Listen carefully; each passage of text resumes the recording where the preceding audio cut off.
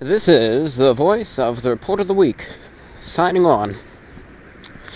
Hello, ladies and gentlemen, and everyone listening. This is VORW, the voice of the Report of the Week, the international service of the Report of the Week, the YouTube channel thereof, now signing on to the World Wide Web, available wherever an internet connection is. In this program, as you may be able to tell, evidently so, the beginning of this is taking an interesting turn. Now, in the history of this show, I'm now nearing 120 episodes. This is 118. I have done one before where I started it off on a walk. And I guess now this makes it 2 that I have done whilst walking. The reason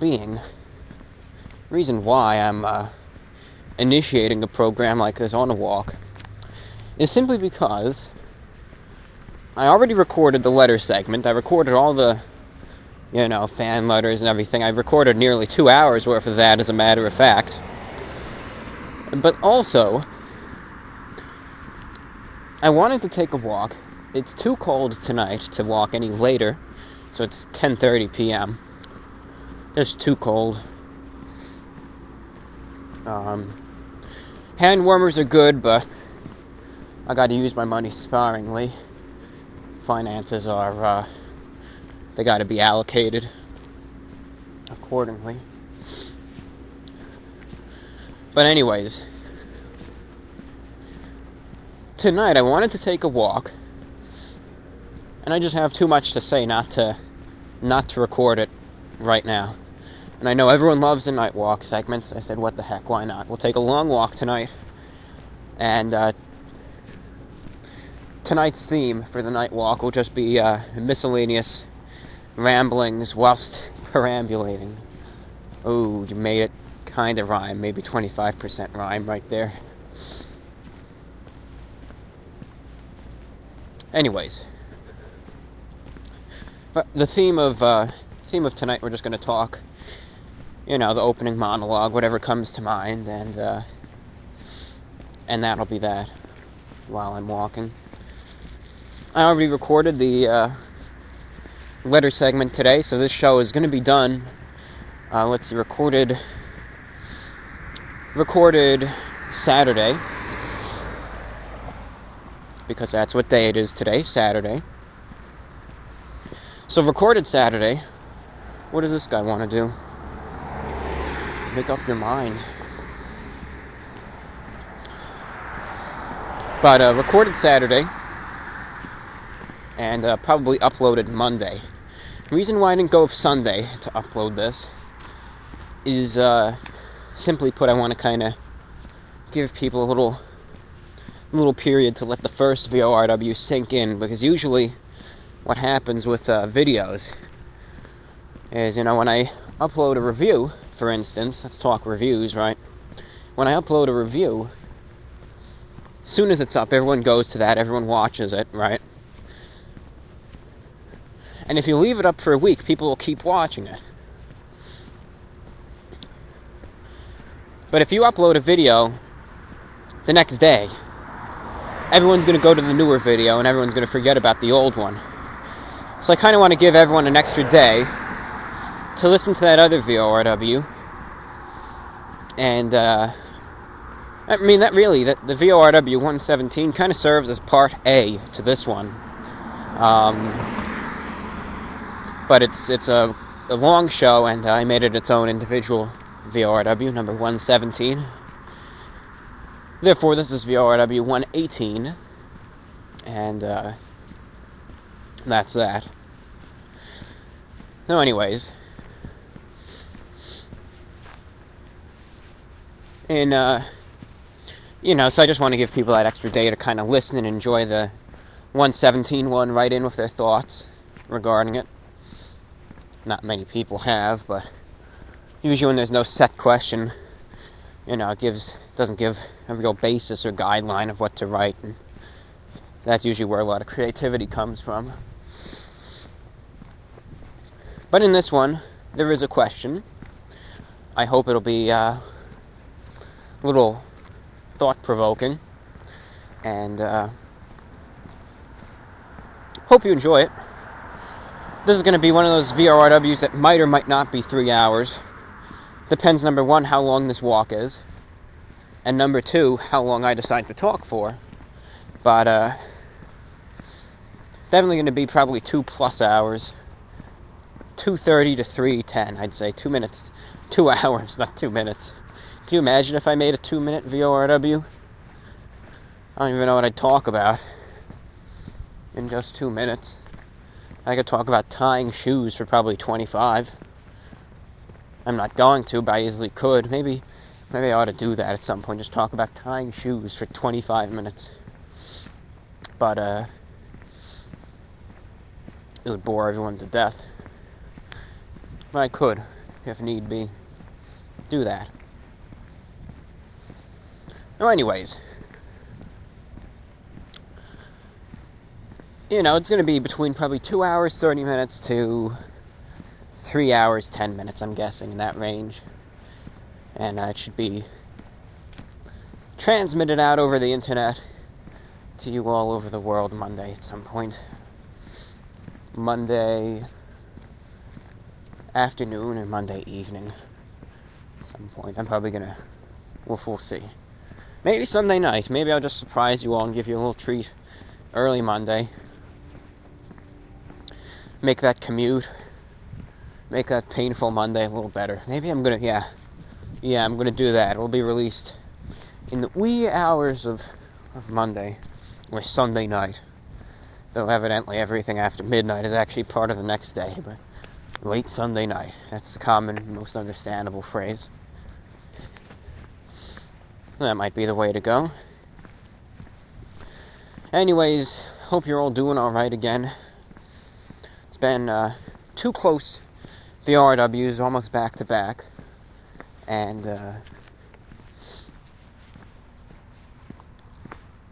everyone likes that, so not much time has elapsed from one show to the next. But I hope it's been a good few days for you. Been good for me. Been pretty good for me. So, that's that. Things are going.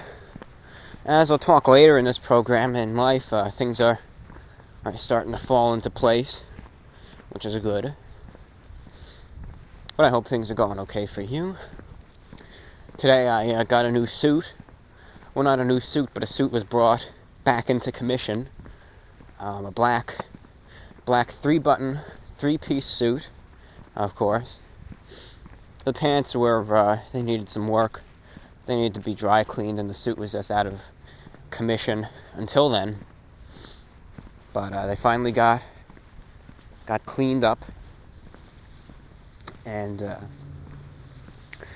that's what I'm wearing today. Cleaners did an excellent job on the suit, by the way. The pants especially, they just did an excellent job on it. They just put a real sharp crease in them. They did a good job on these pants, I swear. Before, next time I go, I'm just going to send a real ton of dress pants over to this cleaners, because they know how to do it all right. They do a good job. They do. Always these Asian ladies at this cleaners, but they do a darn good job. I tell you, very good job. So that's that. There's 2 deer over there running for their lives. Yeah, you better run. They're out of there. Well, it's a Saturday evening. While everyone else is out there going to their parties and getting all boozed up, I'm here roaming around in the empty streets recording a VORW show. And that's how I choose to enjoy the weekends. I'm never, theoretically speaking, it's 100% truth. I'm doing work right now. This is my job. I'm at work right now. I'm working overtime on the weekends. Anyways, cutting that. Anyways, hope you're doing okay. But it's how I enjoy the weekend. I've never been a party person, never once. Very, very introverted, very traditional, just none of that is for me. Nor has it ever been. So, that's that.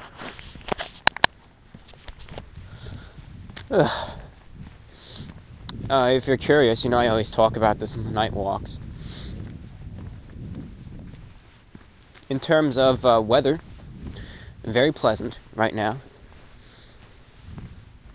The temperature is 43 degrees Fahrenheit, which in Celsius is above freezing. 32 Fahrenheit is the equivalent of 0 degrees Celsius. So it's definitely a bit above freezing. It's cold, but not freezing cold.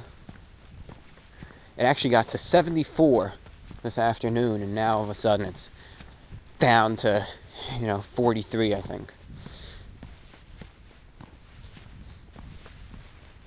So, drastic temperature drop. I again didn't go out today. I spent another day sitting there and woke up at 2 p.m. I think. 1:30 p.m. Didn't go out. Got Domino's delivered. I didn't want to go out. So that's what I've been living off of this week, Domino's delivery. Pizza to go. And, it's been working out for me good. Domino's delivery. They're a real lifesaver. And, I haven't had Domino's in a while. And then when you go back to it, you just say, wow, I never realized that Domino's was this good. Let's get a good rock here. But you just say, I never realized that Domino's was this good. Alright, let's toss this one.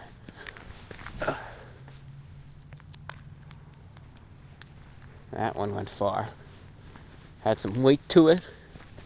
Got some good air and got some good distance.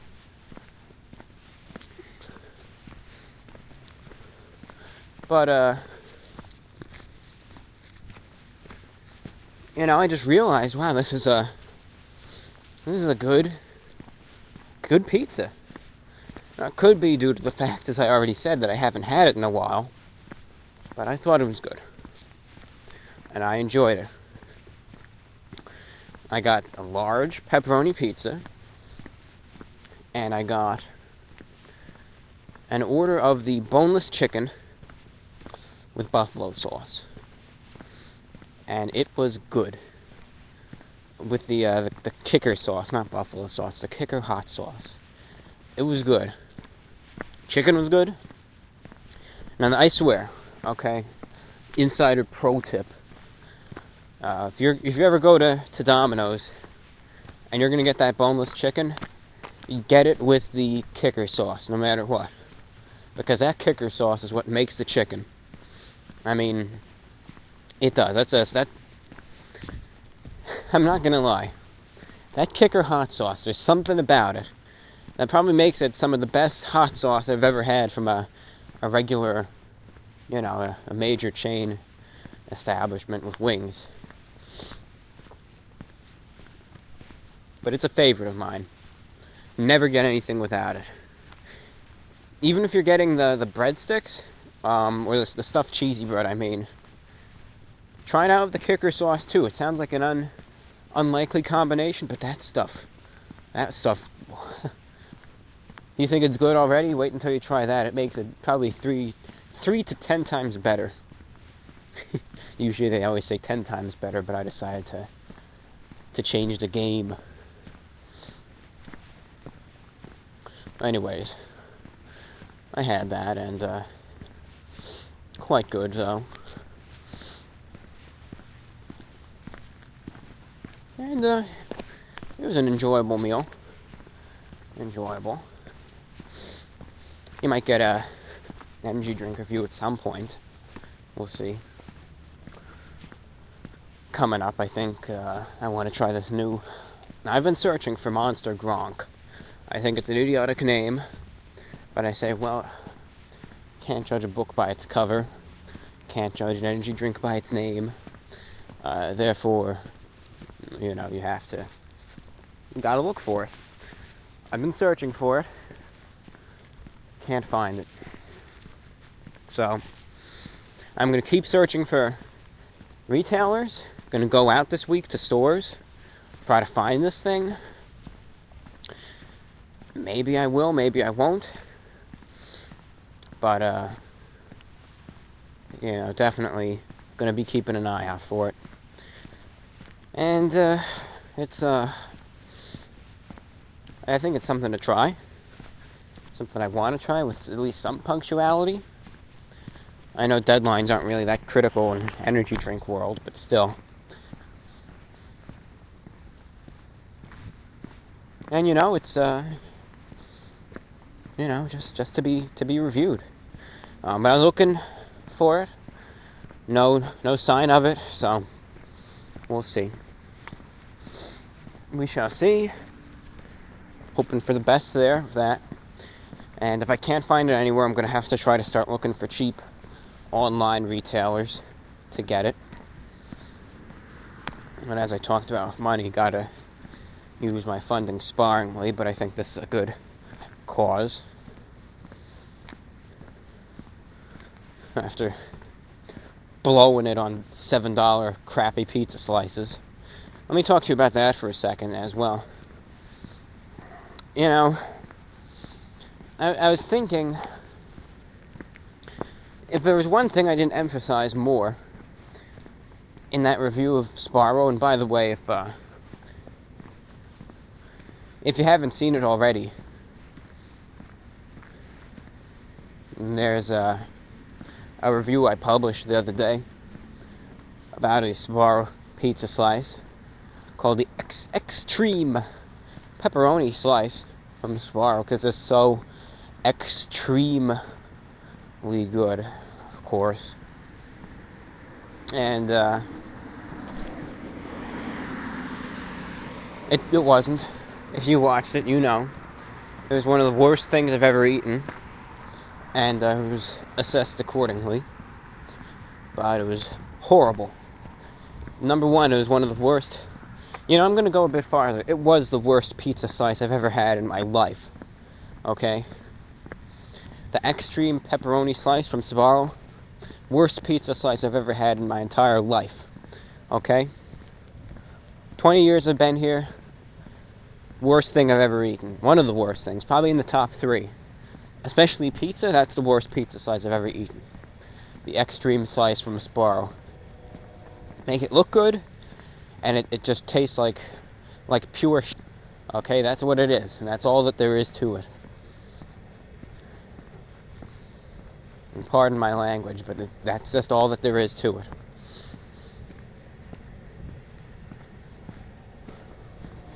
But the one thing I didn't emphasize enough was the price.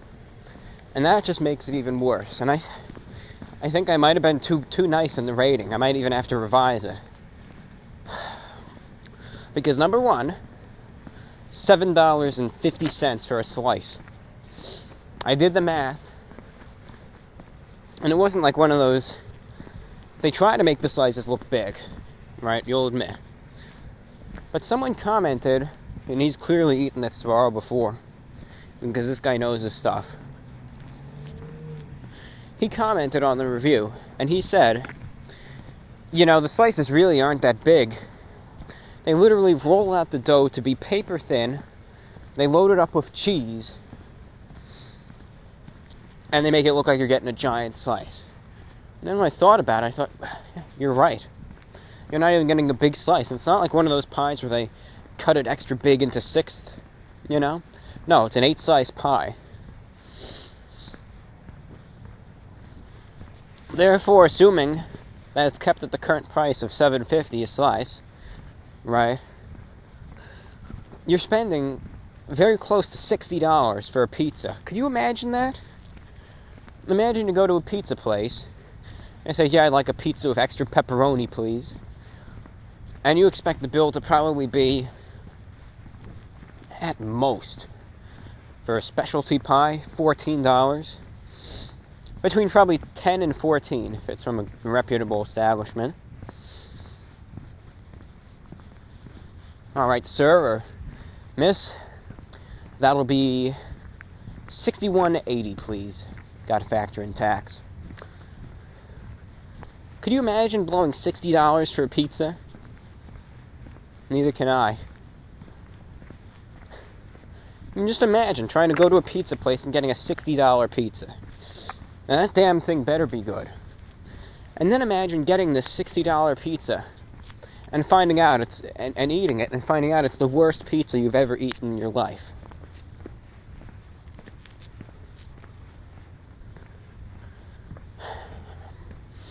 This pizza was, as a matter of fact, so bad.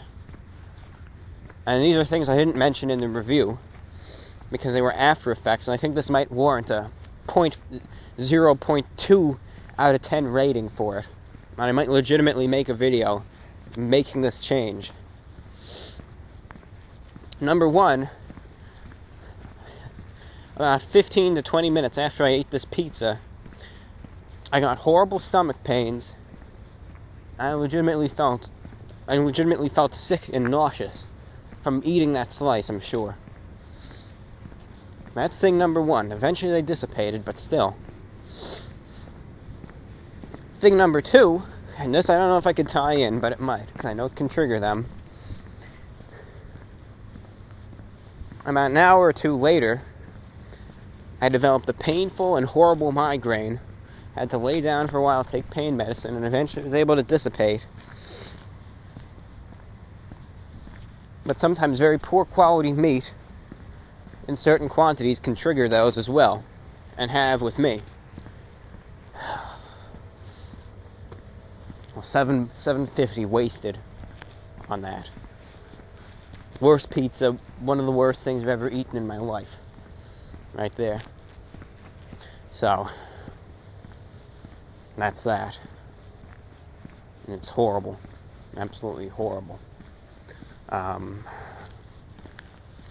Just awful. That's something there. I might have to make that change, because if there's one thing that deserves it, it's that. This easily overtakes that Taco Bell grilled stuffed nacho. It's the worst thing I've ever reviewed. I just have to make that change, because it's the truth. Because as bad as the grilled stuffed nacho tasted from Taco Bell, it was cheap, and it didn't make me feel even worse afterwards. This, on the other hand, was overpriced to extremes, and it made me feel horrible afterwards. So this easily overtakes that Taco Bell thing as the worst thing I've ever reviewed. Easily. Oh, boy. I swear. Horrible. I'll have to make that change at some point. Maybe I'll do that Monday. Anyways. Tonight also it's clear, following kind of the weather trends from today, which you'll hear me talk about later. I read the letters during sunset. But it was a pleasant day today, very warm. Now it's colder, but very clear skies. All the high clouds have kind of moved off.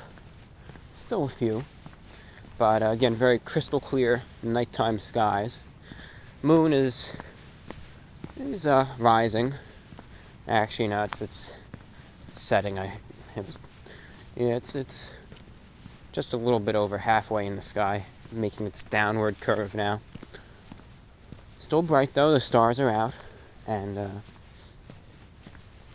you're wondering what I'm wearing tonight for my walk, I'm going with again the new black suit. with a white wing collar shirt, a black necktie with dark red dots tied in a four-in-hand knot, as one would properly wear it with a wing collar. And then I also have my black overcoat here.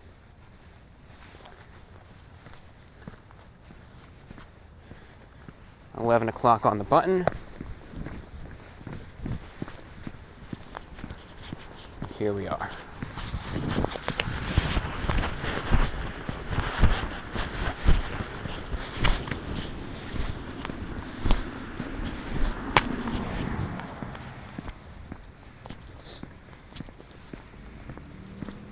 So, what else do we have to talk about in today's program? I think let me see if there's anything else I want to discuss before, and then this might lead into little tangents. I'm thinking if there's anything I want to talk about before this, if anything came to mind. Give me a second here. Let's see.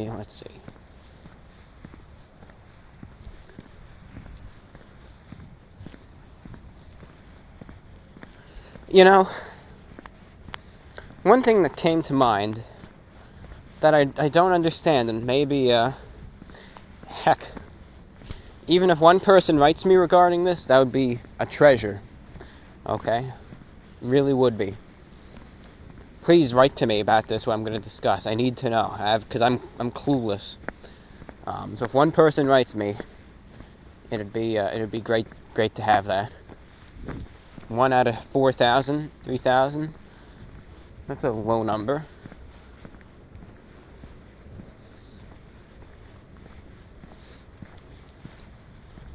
You know, ever since, and if you don't know how to write me, just send me a YouTube message. Go to the About tab, send message, and write your response there. Or via email at repweekinterview1@gmail.com or vorwinfo@gmail.com. Sure, many of you are well familiar with those two addresses. It's been a selection of months now since I brought back comments on my YouTube videos.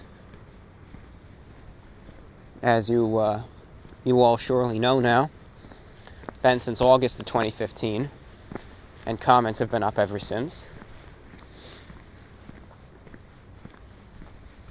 And I like keeping track of comments. I like kind of seeing what new comments are, so I get the comment notifications. You know, that stupid little bell. You know, it always lights up and it says 1 or 2 or 16, depending on the comments and how many videos it had been commented on. There's always a few when I check it again. You know, but most of the comments are innocuous. And here's a funny observation, by the way. The most, out of all the series I do, Running on Empty, Energy Crisis, Idle Mind, which is idle currently, VORW, of course, and all the little random videos I do in between. Out of all of them, VORW is by far the most refined one. You don't get nearly the amount of stupid garbage that is commented or sent to me in regards to VORW than I do on any other platform. But, interesting observation, when I brought back the comments in August of 2015, that everyone was on their best behavior, you know. Everyone was. This is just an interesting observation. I'm not calling out anyone in specifics because I have nobody to call out. But everyone was on their best behavior. People were saying, we're going to keep this comment section clean. It's this and that. Everything was good. And what happens months later? A lot of the people realize, you know, this guy is legit. He's keeping up these comments no matter what. So they use it as, so it's kind of become a cesspool like the rest of the YouTube has anyways. But it was good while it lasted. But, you know, it's either very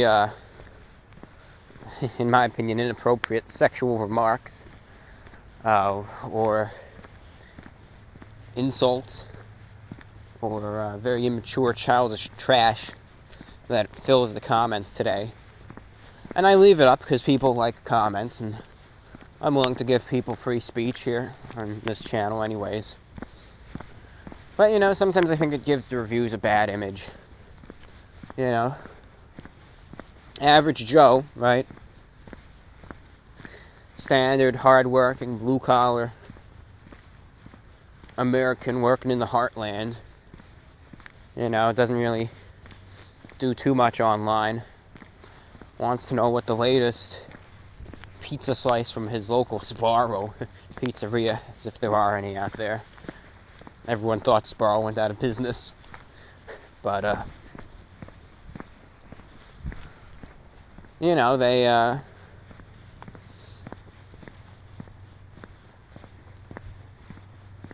he wants to find out what it is. Isn't really too internet savvy. So goes on to YouTube, finds my review, thinks it's all okay. I'm not going to say great, because I know there's many flaws in my videos. I think it's okay. Takes a little long to get to the damn point. Well, it was only 6 minutes. Alright, he was adequate in length in this one. He figures, let's see what everyone else has to say about it. And then he goes down and sees, some first comment from some guy called Johnny Cash who's talking about sucking you-know-what. And then he sees all these other comments and everything, and he might say, I like the reviews, but my God, look at these comments. It's so insulting. He should do something about that. It just makes him look like an idiot.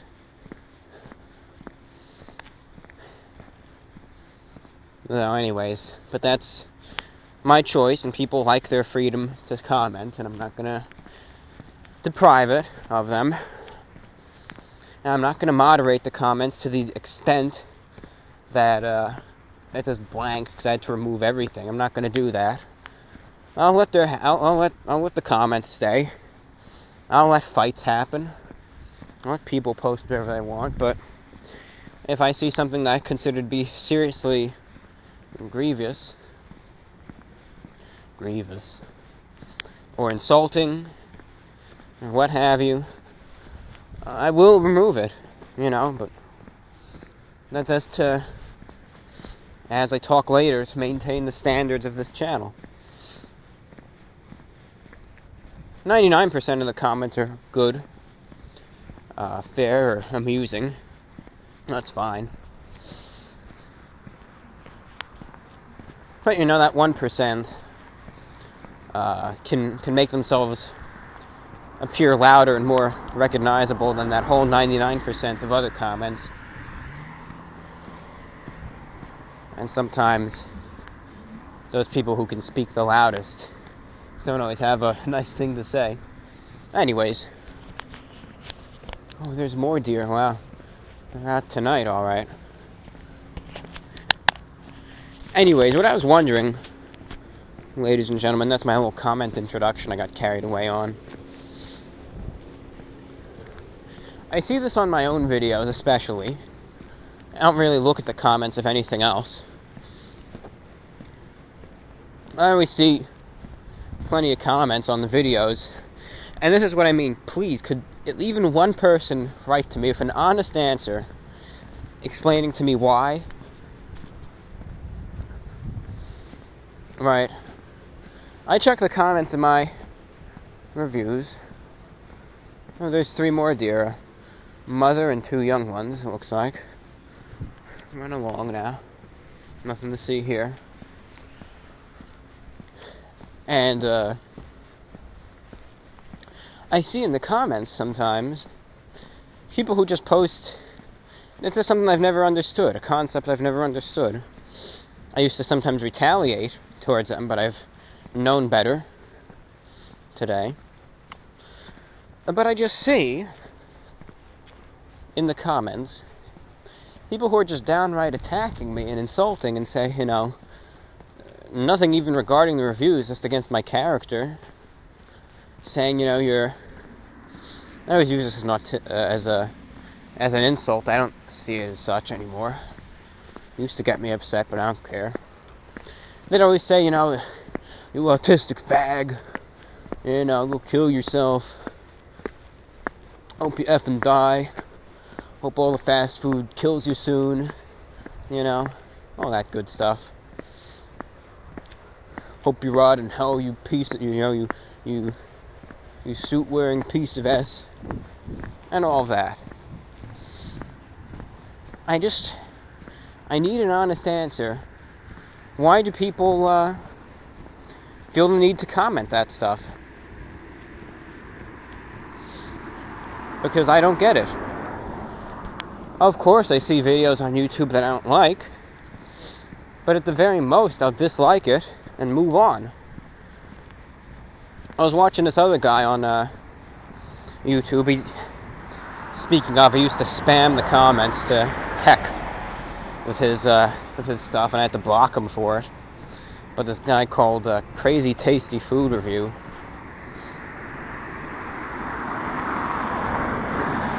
But what he would do, I decided to check up on him, see where he was at. And his reviews weren't to my fancy, to say the least. I wasn't a fan of him. But I watched it, and I stopped watching the video, and that was it. But I saw some people commenting, and I people commenting, and they were saying, the guy's, I think, grandson, or whatever it might be. They were saying, he needs to be put back in his cage and everything, saying all these, nasty things about it. And I thought, why would anyone ever comment that? I understand that you may not like them, but what compels people to make these downright insulting, offensive, and hostile remarks? I mean, is this just how people are? Is this just human nature? Am I just an outlier in the way I think? I just try to maintain and live my life with dignity. And I say I would never, ever, ever make a comment of that nature to anyone. Doesn't matter who they are. Never would I. So why do people always say these nasty things with, very little provocation? I guess what I'm asking is, regarding the reason why people say these things in the comments, is it human nature? Is this just how people are? Is this what all of you do? Or does it deal with maturity and the fact that many of these people may never have just grown up or just, high school kids using daddy's PC or the smartphone mommy bought them, Is that what they are? I don't get it. So if anyone's willing to shed a little light on that, that'd be interesting. Just something I was thinking about today. Couldn't wrap my mind around, because I would never do something like that. So, if anyone's willing to answer that, what drives people to do this and make these comments with seemingly very little reason to do so, would be, I think it'd be very interesting to find out. And I'll read it next show. So if and you got a few minutes and you got an idea, pause it, keep listening, whatever you'd like, and I'd be very interested in reading what you got to say. I'm not looking for a page, I'm not looking for a paragraph. If you could submit it in one sentence, that's great, and I'd love to read it. So please, anyone. Doesn't matter how many responses I get, 1 or 30, I'll read them all, and I'll be grateful for every one of them. Thank you in advance for writing, dear listeners. Before we begin the mailbag segment, I'll talk about one last thing that's on my mind and something I talk about in every show. And I think at this point in time, it's actually characteristic and to be expected of this program. And that, of course, is shortwave radio. Okay? Two things I want to mention.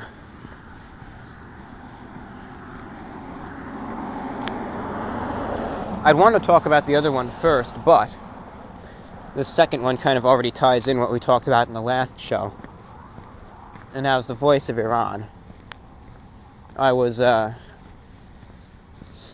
past week I've been doing a lot more shortwave listening than usual.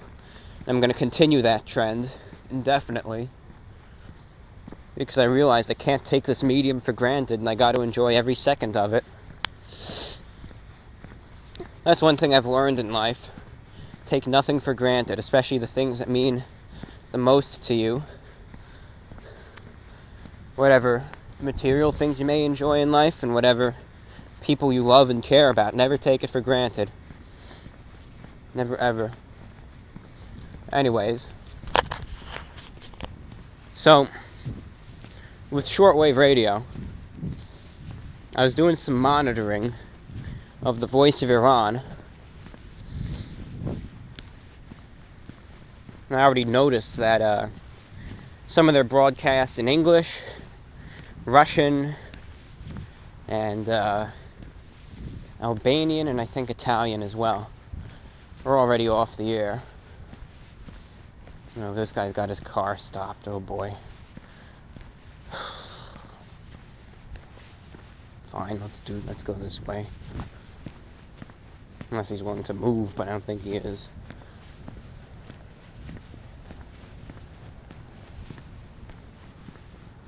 Anyways.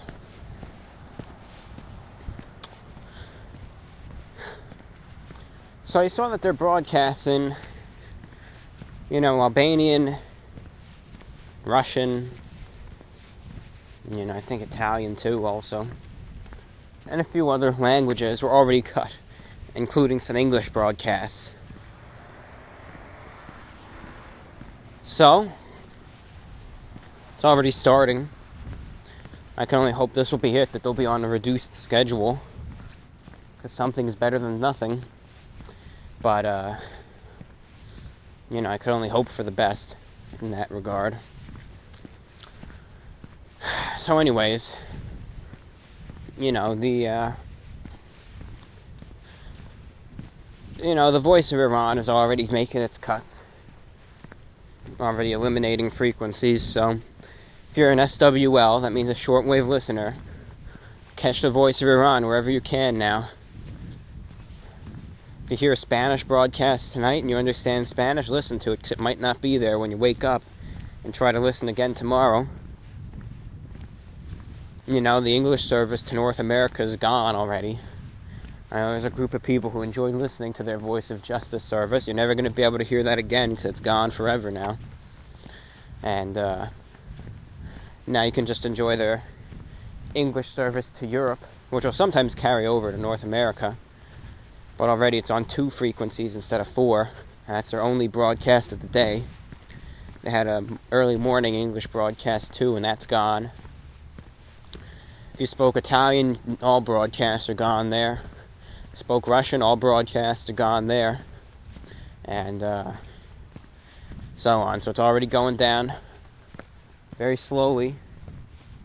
But it's already going down. So if you hear the voice of Iran, you're a shortwave listener, you want to get that last QSL card as a little memento, better do it with real punctuality. If you hear him tonight, get it done tonight. That's all I can say.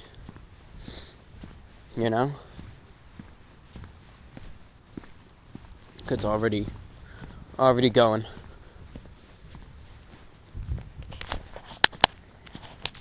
That being said,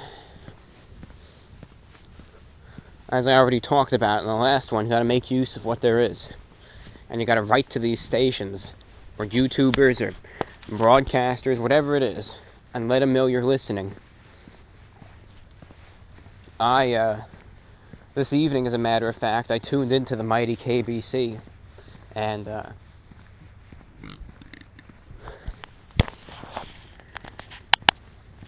And, I wrote to them. I talked to them. And I said, I was listening. I haven't wrote in much, which is true. I haven't really wrote to them much. But I've been listening, pretty continuously since 2014. I talked about how much I enjoy their music and whatnot. And they were supposed to go off the air on April, I think in a week from now. It's supposed to be, I think, April 24th or so. Whatever next Sunday is. And that would be their last transmission on shortwave before they're also gone forever. But, as I was listening, and after I sent my email, clearly enough people in North America listened in. And they had the pleasure of announcing that May 1st, they're going to be moving to another frequency, perhaps by another station or otherwise. But thanks to enough listener support, they're going to be staying on the air at least into May. And they're going to try to start bringing back another frequency for European listeners. So that shows you right there. And it wasn't just me that wrote in and saved the mighty KBC. But you got to realize that it's a cumulative effort of people writing in that was able to save this station and keep them on the air.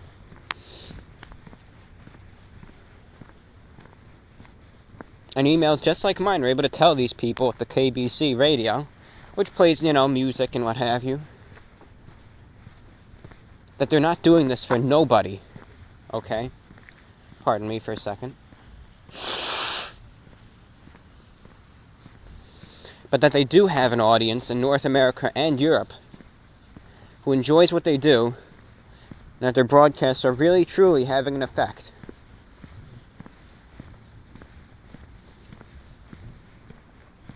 So, that's what that was.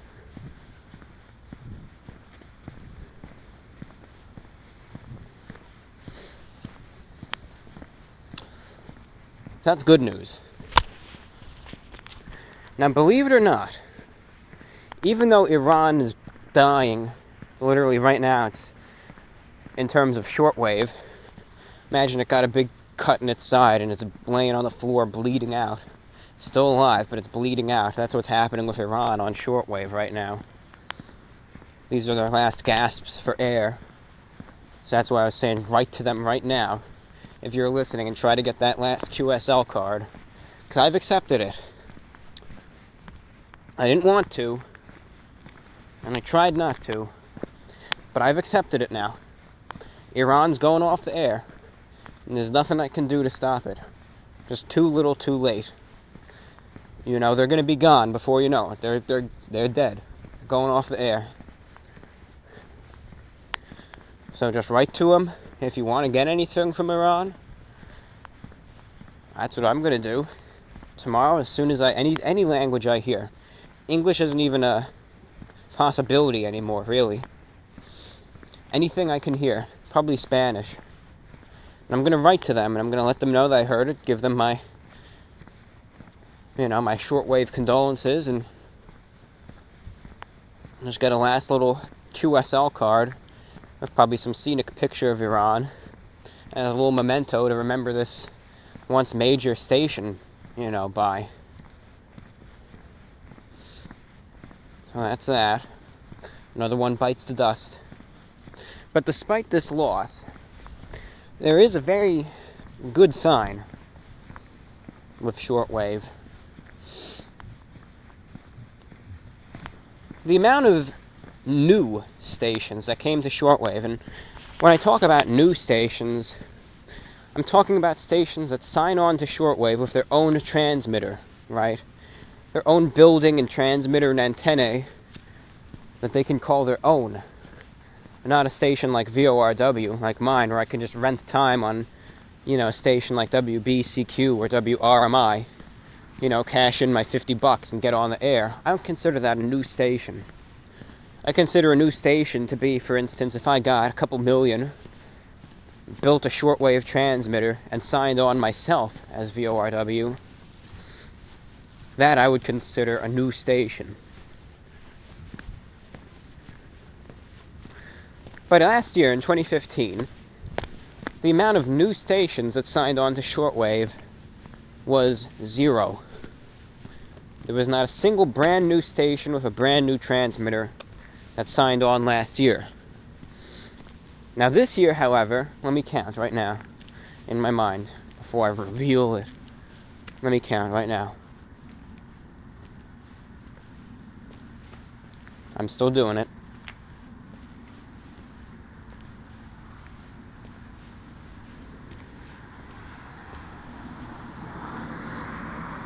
This year, in the last 2 months alone, alright, March and April, and remember, 0 new stations to shortwave in all of 2015. 2016, in March and April, around 12 new stations went to shortwave. Major stations with transmitters of 50 kilowatts to 250 kilowatts. Now isn't that a good trend right there? 2014 and 2015 both, 0 stations in actually signing on to shortwave. 2016, 12 new stations. Not all these stations are worth listening to, but a new station is a new station. Someone was arguing the other day, they were saying, why do you care so much about all these religious broadcasters in the U.S.? I mean, really, why would I want to listen to all those fire and brimstone Bible bangers like Brother Stare and, and so on shortwave? I mean, they should all just sign off and just disappear from the airwaves. But someone argued a very good point that I agree with. And that, simply put, was, you might want people like Brother Stare, who takes up 67 shortwave frequencies, to sign off and disappear from the airwaves. But think about it like this. If he signed off and he stopped broadcasting, as much as you might want him to, that's 67 frequencies that are now just going to be dead air. And there's going to be no one to fill that void. And so what? That means this Brother Stare guy who I hate is gone. So what? But what that also means is now there's going to be even more gaps in shortwave broadcasts in North America. The stations carrying Brother Stare aren't going to have the money from him anymore and might have to make reductions and cuts or even shut down. And if that happens, less transmitters on the air, it'll look less appealing to any programs you might like that want to broadcast on shortwave, and it'll just really speed up the death of it. So as much as you don't like these religious stations, they're really what's keeping it alive over here. Because it still makes the market look appealing to people going into shortwave. It still shows, well, if all these people are transmitting on shortwave, that means there's got to be people listening. It still puts significant amounts of money into the industry and keeps these stations running. So that even though, say, they broadcast, let's say WRMI, for instance, they have 13 transmitters, 100 kilowatts apiece, and they broadcast Brother Stare, who's this real conservative, religious, end-of-the-world preacher, for 300 hours a day. Even though he's being broadcast 300 hours a day, because of the amount of money that he's putting in to this station and keeping it running and alive and well, that'll probably allow for a good 100 hours a day of non-religious programming for listeners like you and me to enjoy. Without him, stations like WRMI would probably have to make drastic cuts and wouldn't be able to afford to put on as many broadcasters that we like. So you got to realize that these stations that return to shortwave are doing it such a justice. Even if you don't agree with these preachers, even if you say they're hateful, they're racist, they're misogynistic, whatever they may be, you have to say, well, I'll forget about them, I won't listen to them, but I gotta realize that's people like this and stations like this that are still keeping shortwave active and lit up and are allowing broadcasters that I enjoy listening to keep transmitting as well. So they do provide a crucial role in keeping shortwave going for years to come. Now, nonetheless, the stations that came on the air this year are WMLK out of Bethel, Pennsylvania, which is you might think it'd be like some sort of, station targeting the black community in North America, perhaps. By WMLK, that obviously stands for Martin Luther King, right? No, it's called the Assemblies of Yahweh, and it's a station run by the Jewish, and it broadcasts their message. That's something I don't listen to, so one of those signals that is kind of keeping it alive even though I don't listen to it. Then there was also Radio Congo, which is back on the air from Brazzaville, Congo, with 50 kilowatts to Africa, another international broadcaster signing back on. There's Radio Chad, named after the country, not after the Chads we all hate so much, with 250 kilowatts, another international broadcaster back on the air. In Zambia, there's Voice of Hope Zambia, which is a religious station, and it'll broadcast religious programs, but also music and local programming, with two 100 kilowatt transmitters. That's two frequencies now, or two transmissions that are coming back. There's World Christian Voice in Madagascar, which signed on late in March. Two 100 kilowatt transmitters there, broadcasting in Arabic, English, Chinese, Spanish, and Russian. And their English service, even though it's religious, is, of all the religious stations, it's the best English service I've ever heard. Because it combines religious elements, yes, but also with secular programming. I was listening to it tonight, actually, and, they first were giving a talk about a different part of the world. I forget what it was, some types of caves. Then they're talking about the origins of some popular figure of speech. Then they played some Sting, from the 80s. They were playing some electronic music from the 2000s. Then they preached about Jesus a little bit. Then they played some more hit music, gave a news bulletin, and then signed off. That's pretty enjoyable to listen to. So there are things to listen to. Another station which reactivated yesterday was Radio Guinea, out of course, Guinea. A transmitter is unknown, maybe 50 kilowatts, but they were playing some real interesting local music. That's another station back on the air. And then there's plans in the future for the Central African Republic to return to broadcasting with two transmitters and broadcast their international service to the world.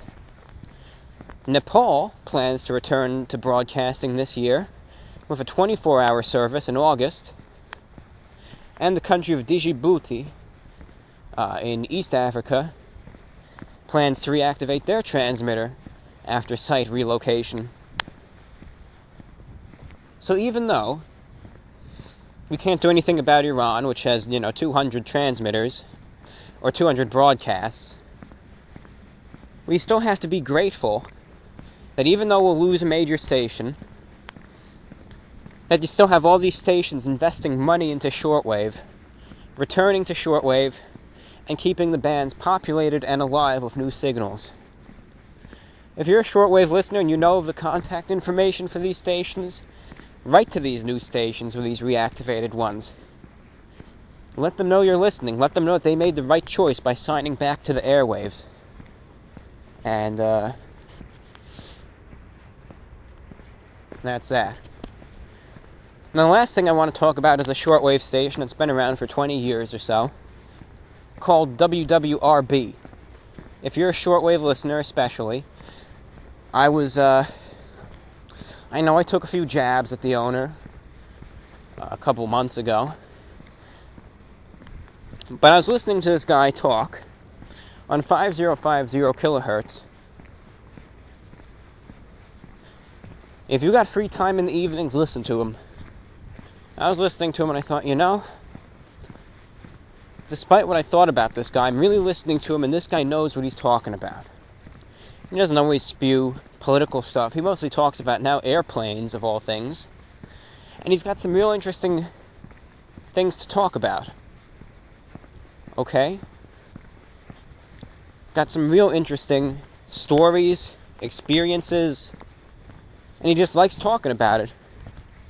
He's a very talented lecturer, speaker, keeps you entertained, plays some music too. He just knows how to talk. So if you're a shortwave listener, I recommend giving him a listen. 5050 kilohertz, WWRB. Check out their site, and I just think he's an interesting guy to listen to. David Franz is his name. He's just a really interesting guy to listen to talk. So I recommend checking him out. 5050 kilohertz. Shortwave. He's usually on between probably 7 p.m. and midnight every night. Some nights he is, some nights he's not, but just keep checking and you'll hear him. And I recommend it. Anyways, I've been talking for a while now. I'm going to head back. And that's all I got for you. This is VORW, the voice of the Report of the Week. After the time signal is, of course, the Mailbag Show. I hope you enjoy, ladies and gentlemen. This is VORW, the voice of the Report of the Week. Alright, ladies and gentlemen, this is VORW, the voice of the Report of the Week. And, of course, it is the mailbag segment of this program. As some like to call it, listener's letterbox. I like to call it the mailbag program. That's what it will be known as on this program, for the most part. I mean, it all comes down to a matter of semantics. It could be the mailbag show, the mailbag program, the mailbag segment, but it's mailbag, blah, blah, blah. We'll read and respond to your letters. Any letters submitted by you, the listener, are, of course, read and thereafter responded to right here live on the air on VORW, the voice of the Report of the Week.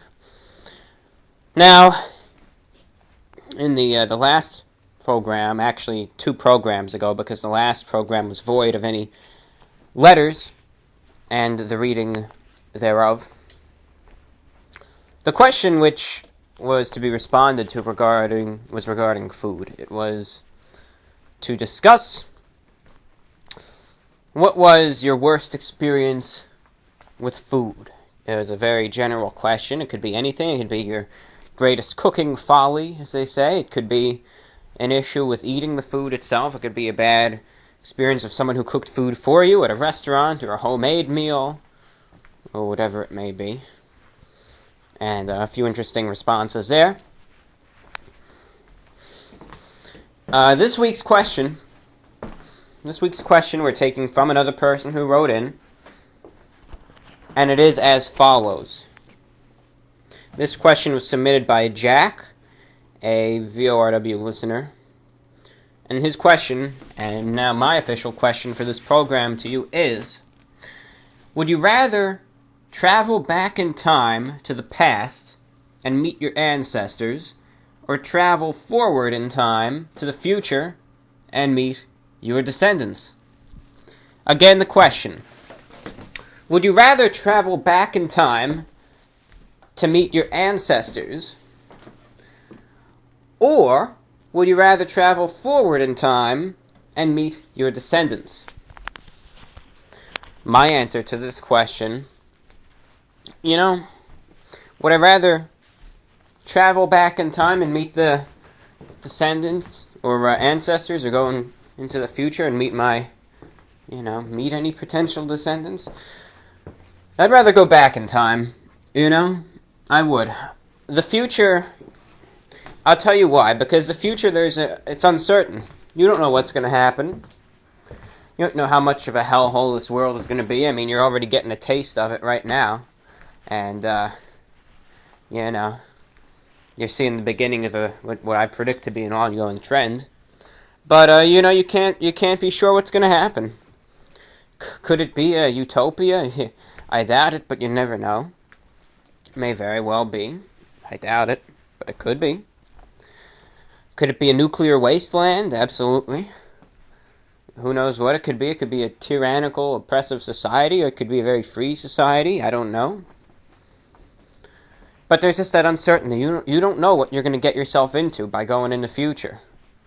And perhaps I wouldn't want to know what this world would be like. We do, however, know what happened in the past and how the world was back then. And we all have an era. I know every one of us do. We all have an era, a decade, a century, whatever it may be, that we would want to, if we had a time machine, we would go back to it and see how life was back then. You know? So for sure I'd choose to go back in time and meet any potential ancestors. And not only meet the ancestors, but perhaps, just see how the world was back then firsthand. I think that'd be very interesting, honestly. I think it'd be quite interesting. So that's my answer to your question there. And that's the question for you all again. I'm filling up some water to keep my mouth hydrated for a session of reading letters. And again, the question, if given the ability to travel in time, would you travel back in time to meet your ancestors, or travel to the future and meet any descendants? And another thing about traveling back is you already, perhaps from family history, perhaps not, but there's always that chance, through family storytelling, you already know what kind of people your ancestors were. If they were horrible people or good people, you don't know how those people will be in the future. You have no clue.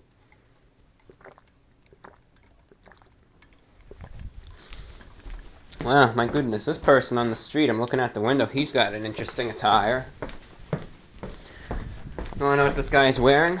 He's got on black dress pants, right? Odd attire. Wow.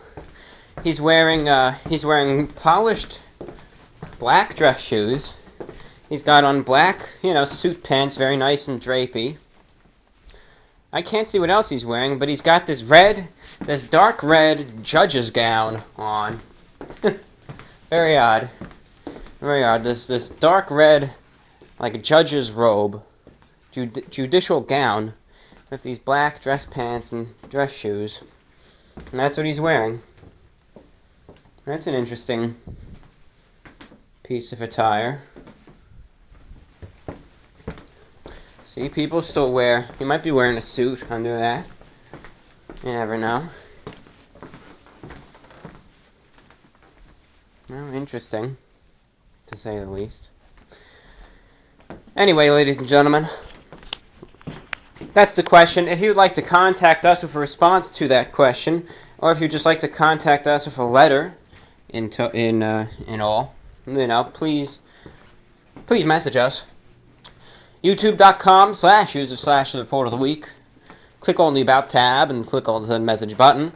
Type the contents of your message and send it off, and it will arrive in the YouTube inbox where it will be read and responded to. If you're more of an email type of person, do write to us at repweekinterview1@gmail.com. That's REPWEEKINTERVIEW1, the number 1, at gmail.com. That's repweekinterview1@gmail.com, or write to us as well at VORWinfo@gmail.com. That's VORWINFO@gmail.com. With both of those addresses, no spaces in between any of the letters or numbers, just one long segment of characters for each. This is VORW, the voice of the Report of the Week. Now, ladies and gentlemen, we bring you to the letters. Now, we didn't get too many today. Let's see how many we got here to read. At least in the YouTube inbox, we got 1, 2, 3, 4. Alright, still a good amount. 13. It was going to be 12, but we got 1 today, so that's good. Okay.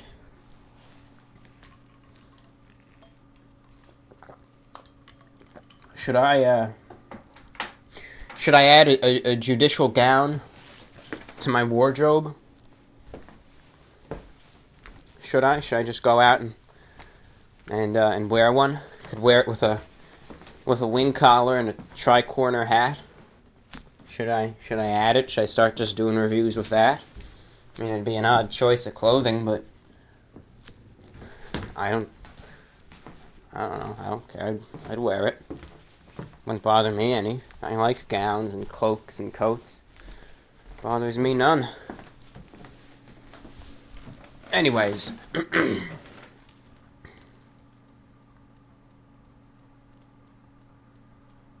Let's see this here. This isn't necessarily a message for the... Alright, we're back down to 11. Can you do a review of Cluck You Chicken? Well, where is this Cluck You Chicken? Let's see if there's any near here. Wow, Jersey's crawling with them. Jersey's crawling with them. Maybe if I come across one, sure. I know Cluck You Chicken. I've got some good stories of those from the early '90s. Cluck You Chicken was I think they still serve wings. I think they were known for the atomic wings. I think, wasn't that what it was? Let me see this here. Their menu. Menu? Store menu. Okay.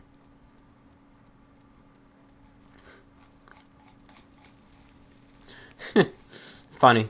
There's a ton in New Jersey, a few in Maryland, 2 in Pennsylvania, and then 2 in Lebanon. Isn't that something?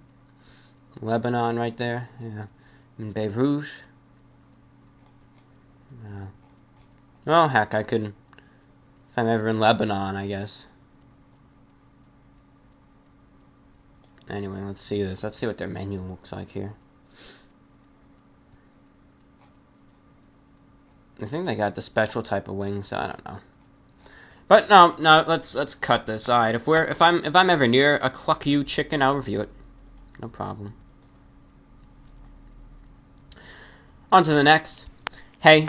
Anyways, could you do a one-off and review the Tepito flavored Doritos? It's not necessarily fast food, but I think it fits your style really well. And I'm curious to see if they're any good. If you need me to buy you a bag and have it shipped to you, feel free to let me know.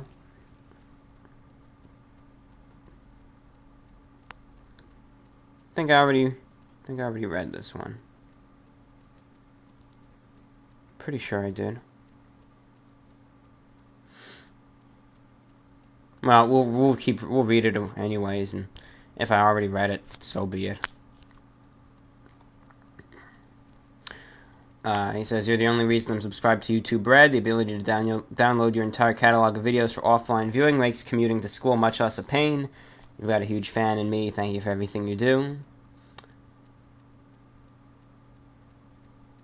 I also don't want to pry into anything, but I know how you've been suffering through some bad days. As someone who feels terrible day in and day out because of depression, I want you to know that you bring joy to many people all over the world, including me and several of my friends. Thank you for everything, Review Bryce. Sincerely mean it, from Castor.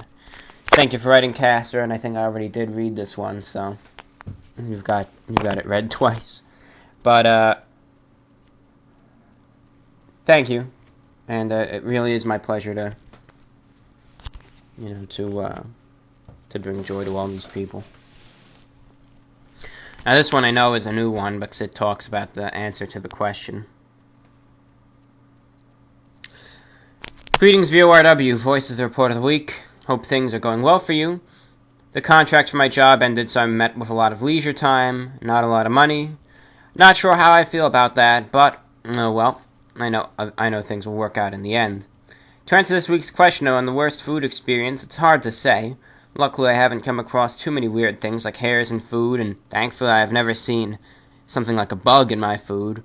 That being said, I can remember a traumatizing experience I had in elementary school. As a child, I loved chocolate milk, and at my school, like many others, with meals you could choose between regular or chocolate milk. Anyway, one time I got chocolate milk, and I immediately remember starting to guzzle it down, only to find out it was extremely chunky. There were thick, chunky balls all throughout it. Looking back, I guess it had been frozen, did not thaw completely, but at the time the experience disgusted me so much that to this day I cannot stand the chocolate milk. I still think back to that experience whenever I see chocolate milk, and I've grown absolutely to despise the drink.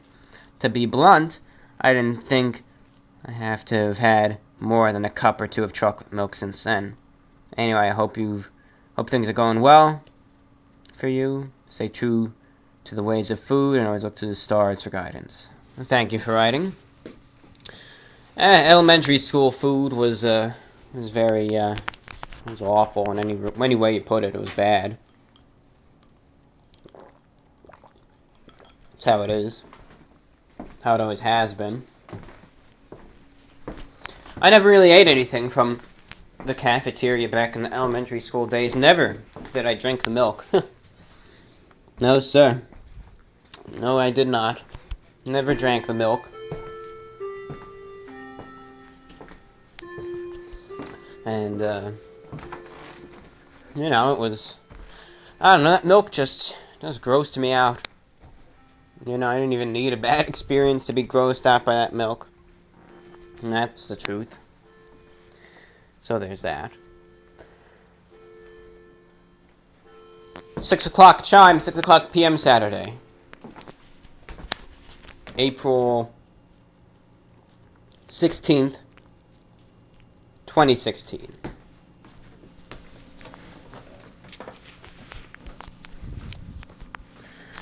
Hello, Report of the Week. I have been faithfully listening to your VORW shows for a while now, and have listened to all of them. I enjoy the part where you read your listeners' questions and answer, but I often have trouble thinking of anything interesting for you to read out and answer. So sorry about hardly ever writing you, but I want you to know how I enjoy your VORW shows. Now seeing they're 3 hours long is good, the longer the better. Sorry I can't think of anything major to ask you, but I know you were saying how you were occasionally feeling down when you do your reviews, and I can understand. I'm feeling apathetic lately as well, and my opinion is that unless you have a daily routine that you enjoy or a strong passion in life that you will eventually become bored and maybe even depressed, that is basically what happened to me. I spent too much time browsing dumb interest websites like 4chan and Reddit, not enough time pursuing passions in life, mainly because I don't know what I want. So I hope to build some discipline and get a stronger routine. I do university and part-time work and rarely that much studying. I feel my subjects are incredibly boring and there aren't any dream university majors or jobs I really want to think of. I know you may feel the same. I don't know if you went to university, or if you can answer, I wouldn't mind. Anyways, just letting you know I enjoy VORW and hope you don't feel depressed. Well, thank you for writing, and you're right. I mean, when it comes down to it, you have to get a good routine going, and if not, if you're just in the same crap every day, it gets you down, and I had to deal with that. And all the time I spent in the education system, it was that. I had to wake up and go to the place I hated, and, thankfully I've been out of there for years now, and that's good. But, it was no fun. And, I was worried lately. It was, future was looking real bleak for me. I'm not gonna lie. I try to keep the boundary between YouTube life and personal life pretty, solid. I'm online. I'm Review Bra. I'm the Report of the Week. I'm the guy that reviews the burgers and ribs and food and whatever it may be. But when that camera's off, there's another person there.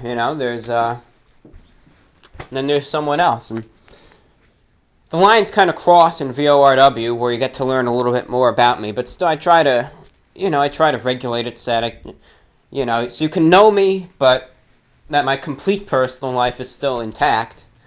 I know you understand that. I know, people who do talk radio shows, they do the same thing. They'll give their lectures and their monologues. You'll get to know them and, know a bit how they are, but you don't know every detail of their life.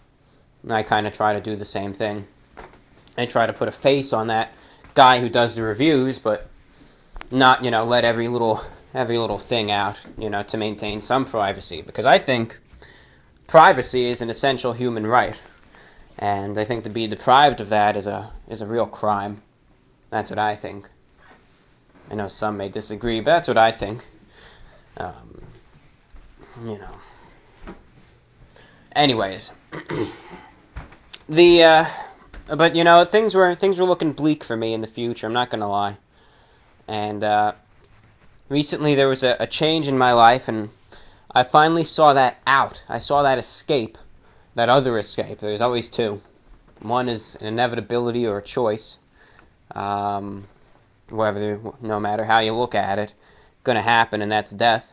But the other escape is, of course, variable. It could be anything. Anything that you see that you can go through and initiate and take this option and make your life better. And I saw one of those options come up, and I took it. And it's going to be one of those things where I'm going to be able to break the routine, get a better life. All right? One thing you got to realize is that money does not equal happiness. Okay? Money doesn't. I don't care what they teach you, what they tell you, what anyone says to you. It doesn't matter who it is. Could be your professors, could be your parents, could be your brother, could be your girlfriend, could be your coworkers, doesn't matter who it is. Money does not equate to happiness. You need money to live, yes, but you don't need a lot of money. In today's society, everyone's brought up to spend like a drunken sailor, and that money is the key to happiness. In fact, however, money is simply put the key to buying small little, physical trinkets that'll give you a very brief, by happiness, I'm talking about lasting happiness. Money could buy you some cheap crap, some stupid electronic, this, that, or the other thing that'll give you a few minutes or days of solace, and that's it, and then it's back to the usual, and now you're out $100, or whatever it might be. Alright? Money does not equal lasting happiness. The lifestyle you want to live is what equals happiness.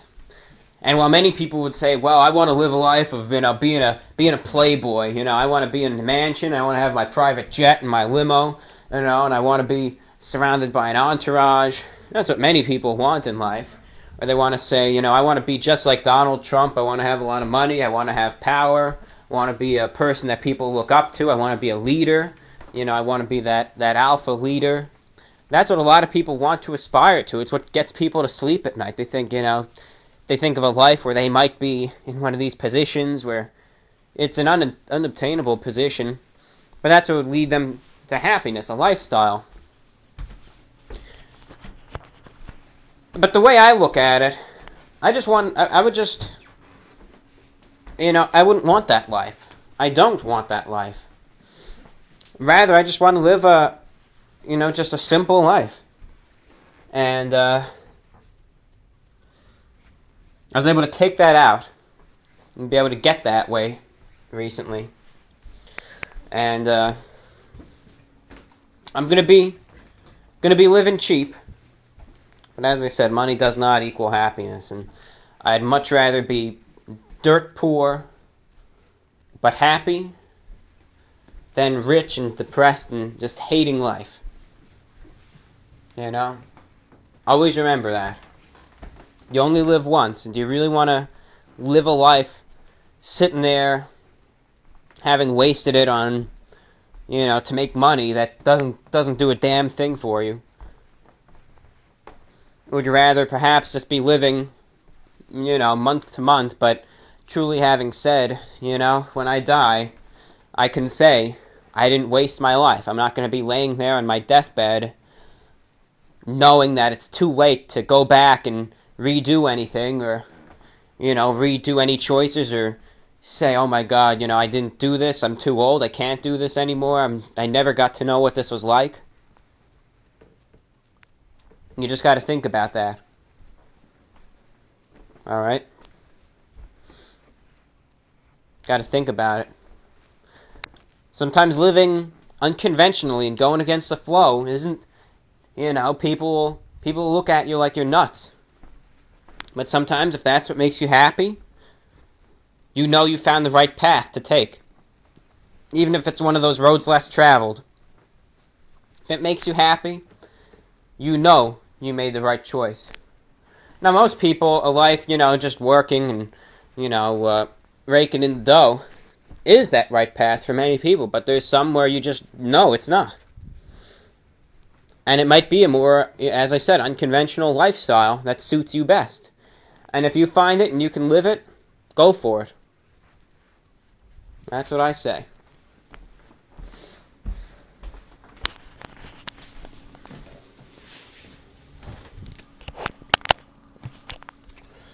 Okay, let's see here. Got some comments.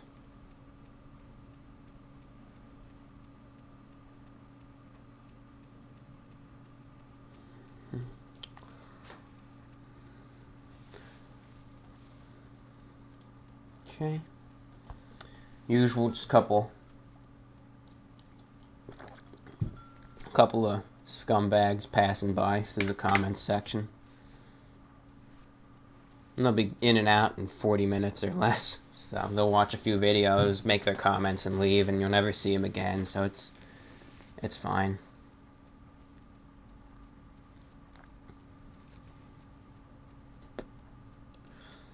Anyways, let's go to the next one. 2 bad comments out of 3. Done. Hello, every brother. Many questions to ask you. First, though, I wanted to say I enjoy your random note video. It is always fun to see different types of videos from you in addition to your reviews and VORWs. While, yes, your reviews and VORWs are certainly your main, quote, meat and potatoes of your channel, or perhaps you can say pizza and burgers of your channel, it is always nice to have some, quote, wings and breadsticks, if you will, that is, other miscellaneous videos that support the main course. I am looking forward to your next Average Day video and your next Idle Mind lecture, and any other random videos you decide to upload. I think I speak for myself and many other fans when I say that basically we will enjoy just about anything you produce as long as it has you in it some way. For instance, eating lunch with UVB76 will always be a personal favorite of mine. Failing with darts is a classic too, of course. You could do no wrong, my friend. First question, what's the status of getting a P.O. box? Is it something you're still considering? I'd love to send you food and stuff. It's something I'm still thinking about. I just need to know. I'm just trying to figure out how to do it in a secure way because it kind of gives out your location, when you do that. It puts a little star on the map and says, I'm here! And that's that. But I was thinking about P.O. boxes today, actually. The thought came to my mind because I was looking for Monster Gronk. I was looking for it. It's a pretty new monster drink, and I went to 2 places. I went to 7-Eleven. Wasn't there. And then I went to a gas station. It's gas stations and 7-Elevens. If you want an energy drink, go to one of those places. But I went to both and wasn't there. I'll keep hunting, but I don't know, it just wasn't there. I searched, and I did. I went to the 7-Eleven first, and I said, I'm not leaving this place empty-handed. I'm not. So, no matter what, I'm going to get something. And I did. I got a new, what is this thing? Rockstar Revolt, that's called. Killer Citrus. And I'm going to be doing a review of it tonight. I presume the review's going to come out before this VORW is published, but nonetheless, it'll be something to see. It's a can with an interesting design. So that's that. But we got that, at least, so the Energy Crisis series lives on, and it's not just reviewing Mountain Dew Kickstarts either. It's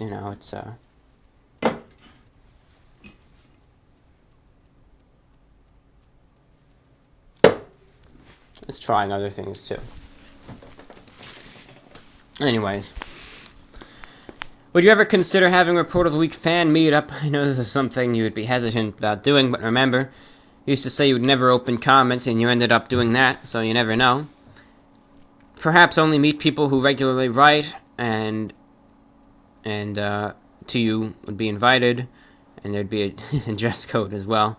Could be a lovely affair, I think, just a thought. Well, it's something to think about one day, perhaps. Okay, here's a few questions he wrote. And this will keep the show going a little bit. I always like these people who ask multiple questions. It brings some interesting topics and stories along with them.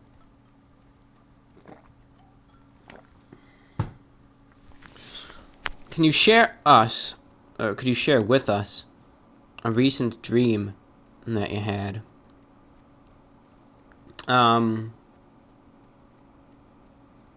Recent dream I had. I haven't been. Recent nights have been pretty dreamless. It was, no, I'm thinking. Sometimes I have these extremely elaborate dreams and I can't remember when I dreamed them. And it always seems like this thing has always been with me, and I think I dreamed it last night. It's something like that. I get that kind of feeling. So, there haven't been too many recent dreams. I think I've already shared the one of the bear to you all. I already have done that. I'm thinking. Yeah, no recent dreams. There was one, but I can't remember much of it, unfortunately. Just remember taking a walk, and the sky was a deep red and filled with smoke. In the distance, I don't know if there was some war going on or what, but I could see just endless explosions on the horizon from looked like something being carpet bombed. But that was it. Very short little. I bet it was part of a longer dream, but that's all I remember there. But the sky was just this deep, blood red and full of black smoke. You can just hear the planes and see it being bombed on the horizon. Anyways, that was a recent one I had.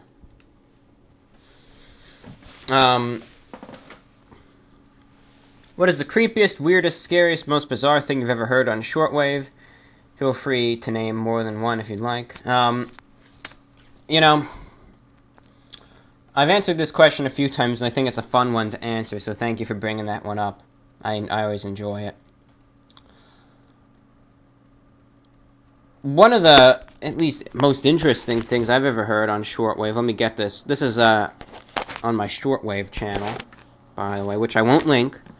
Not going to ever link to anyone publicly, but I have a shortwave channel as well. It's my own secret base on YouTube with hundreds of uploads, but no one knows. Nobody knows I manage it, but I do. But, let's see here. There's an oddity station on shortwave. Sporadic. A lot of people, when I was a shortwave novice, I used to think that these numbers stations, and that these, quote, shortwave oddities were all exactly like UVB 76. And if you know anything about UVB 76, the Russian buzzer on 4625 kilohertz, you know that it's a 24-hour station that's constantly buzzing. As a matter of fact, let's do something. Let's turn on the shortwave and let's see if we could pick up the famous buzzer. And you'll recognize it as soon as you hear it. So let's turn on the radio here. And let's see if we could hear the buzzer right now. And let's see where.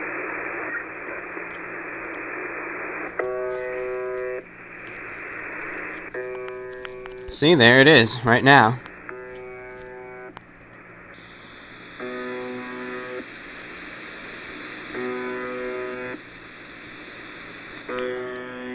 Still going. And let's see if the pip is still going. 3756. Yep. That's still going too. And then the squeaky wheel on 3828.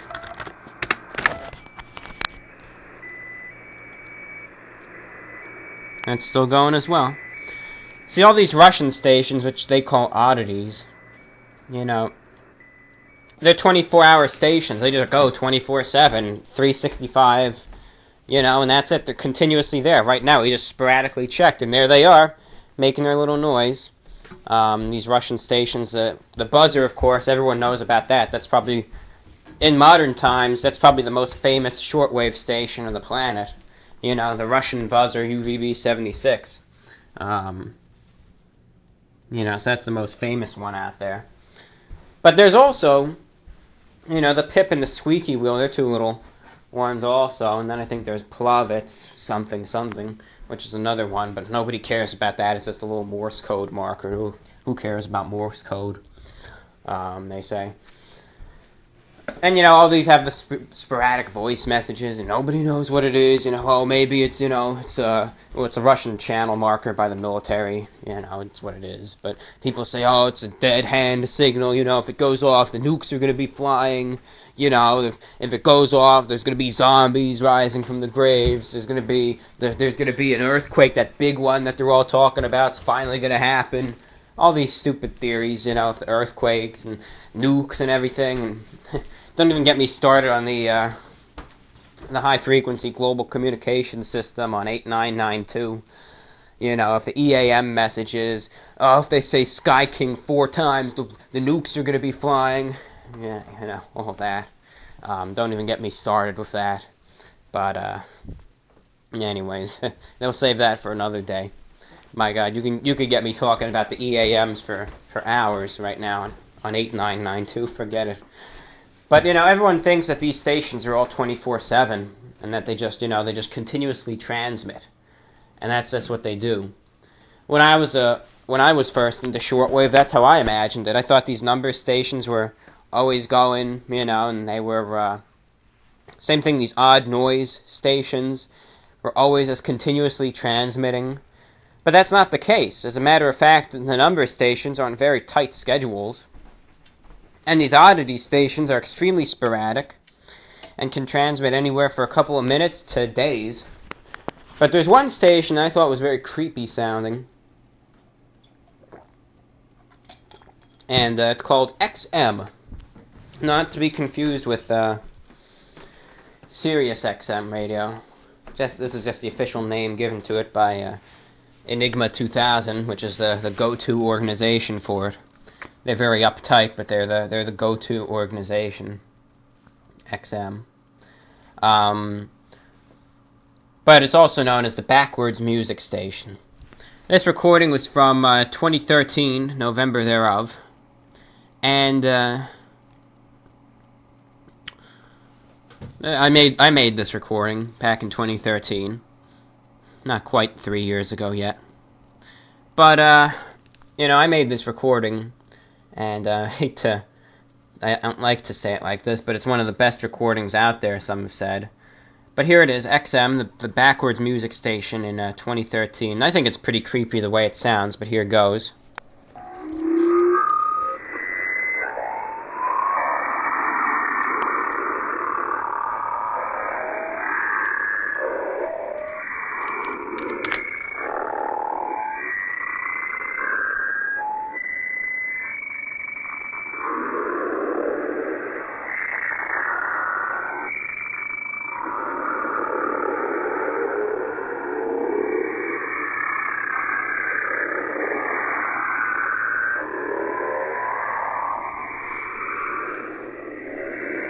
It's an 8-minute recording, but I recorded it in 2013.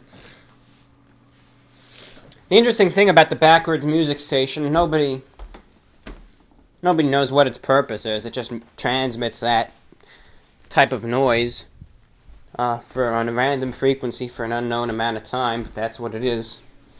And here's another recording, and it always varies a little bit broadcast to broadcast. Sometimes it's really severe like that, other times it's a little less. For instance, this one was from January 1st, 2014, same station, but you hear how it sounds different.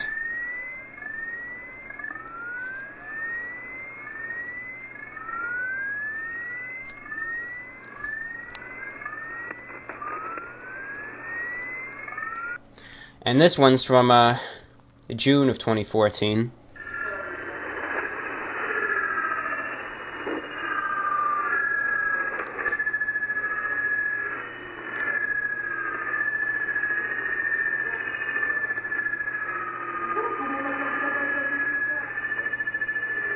This one you can actually hear voices in the background.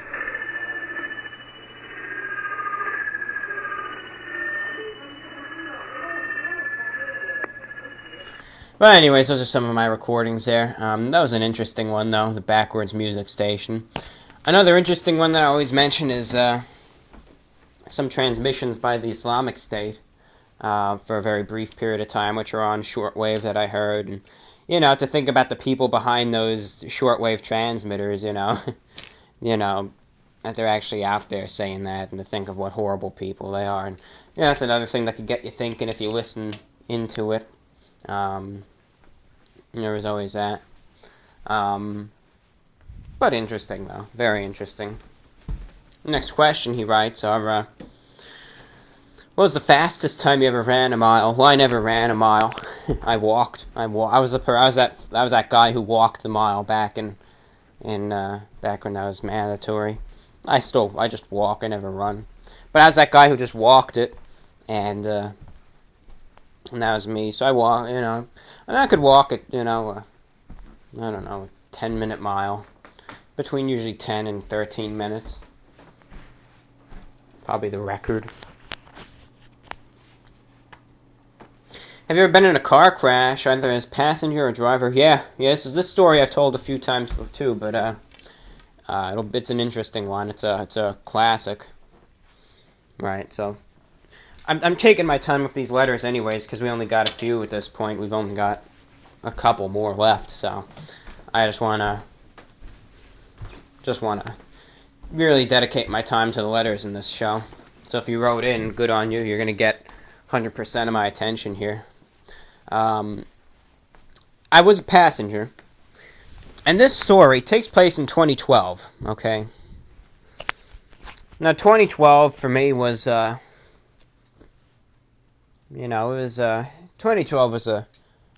was an okay year. Was it particularly good? No, I see it now. It's amusing, actually. Back in 2012, I would always see, or back in 2014, I would always see,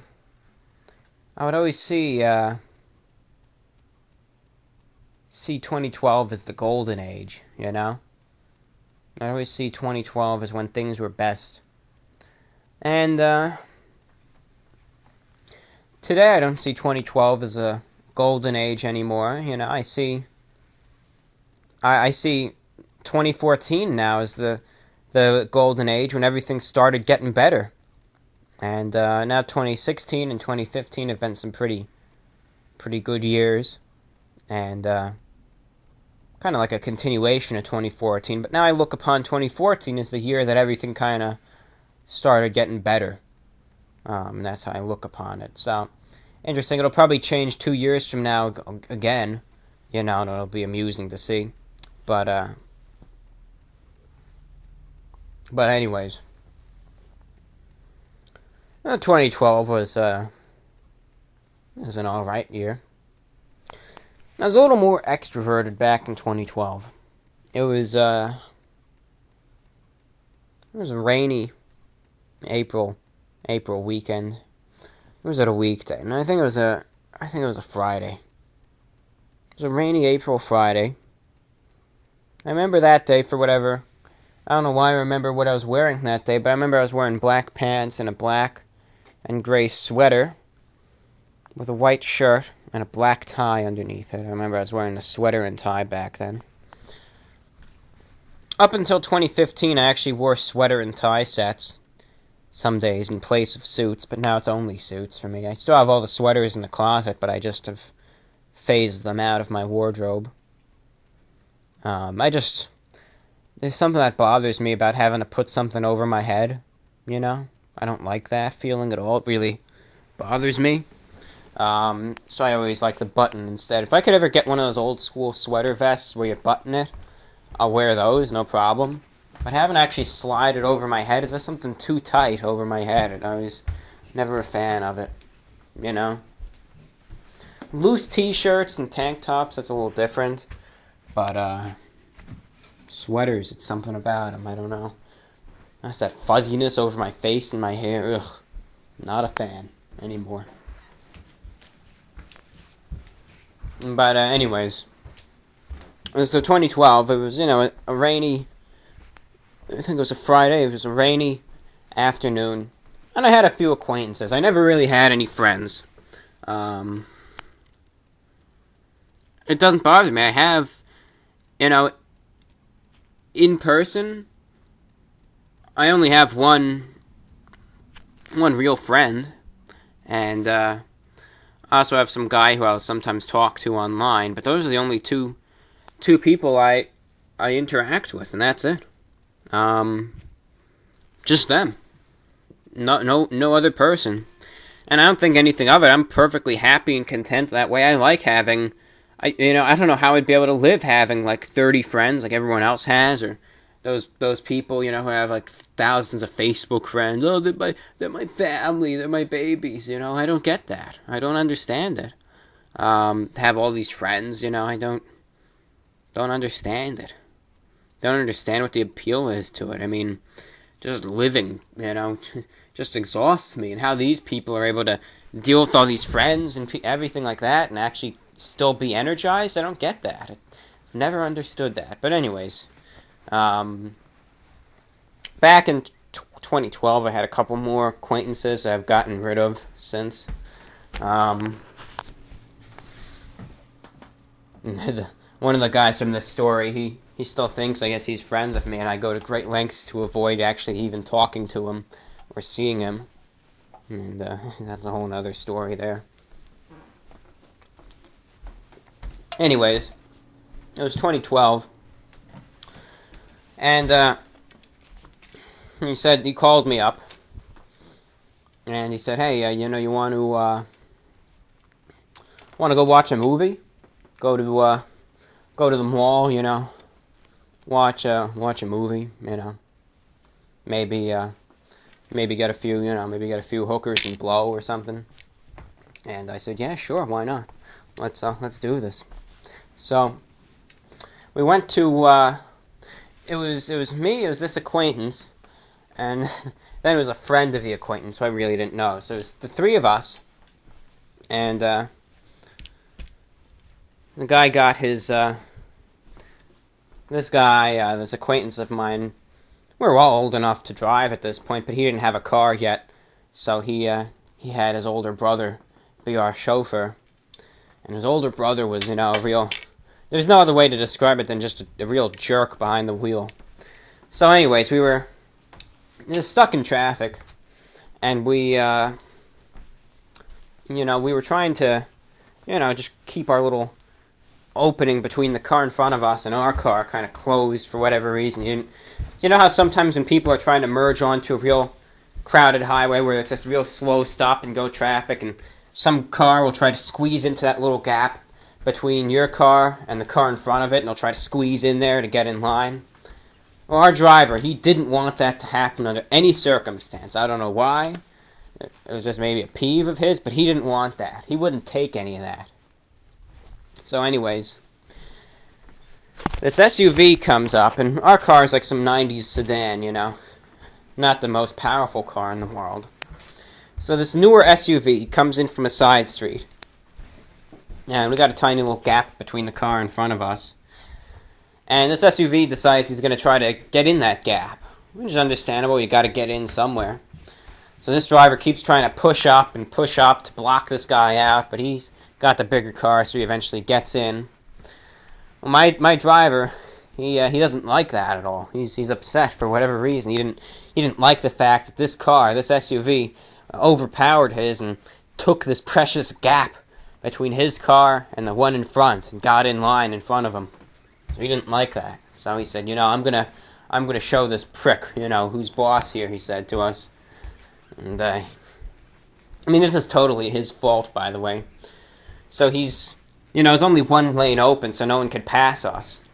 So he stops the car for a good 30 seconds until a good gap of about 100 yards emerges from his car to the SUV that got in front of us. And it's rainy, by the way. It's still raining, so the roads are very soaked. So then what he says, all right, I'm going to floor it, and then just before I get to this guy's car, I'm going to stop, and I'm going to honk my horn at him. So you can imagine what happens here. I think you can see it and how stupid this accident was. But, what does he do? He says, all right, I'm going to show this effer who's boss. So he he really puts his foot on the gas, floors it, and what happens? He floors it, he honks his horn, tries to put on the brake, and he just smashes into that SUV in front of us, and smashed up the hood of his car pretty bad, smashed up the back of the SUV, and then what happened was the driver of that SUV was furious. He gets out. As soon as it happened, he gets out, and I forget if it was with his fists or with a baseball bat or something, but he comes over to our car. He just starts smashing the windshield at the driver's side. I remember that. He was just there. I forget if he was pounding it with his fists or with a bat. But he was just pounding it, and he was starting to break the windshield, and, and finally, I guess his wife came out and kind of took him back, and we moved the cars off the road, and the cops came and everything. So anyways, that was an amusing one. Everyone was fine. Just got to see the whole good thing, the whole accident, and the whole fight that came along with it, you might say. But again, it was completely our driver's fault. The other guy was just trying to get in line, and this happened, and that's that. But that was the memorable experience, at least the most memorable. I've been in a few little tiny fender benders before, but that's the most memorable one. What is the closest you ever came to dying?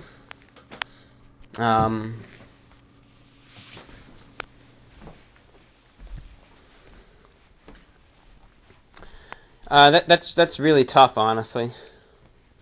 The way I think of it, I think that every single day is the closest I ever came, and it's actually true. When you really look at it, every single day is one day older you are, so you're closer to death right there. But also, the fact of the matter is that it could happen at any time. I mean, yes, there were times where I could have clearly, very clearly could have fallen and died, or I could have gotten electrocuted and so on. But there's also times, the other day I was just crossing the street and I thought, if I just ran out and, just walked and this truck didn't brake, I'd be dead. I'd be that. Nothing anyone could have done about it. That's how I look at it. I can't recall a specific story in that regard. But really every day, the next day you'll be closer to death than you were today.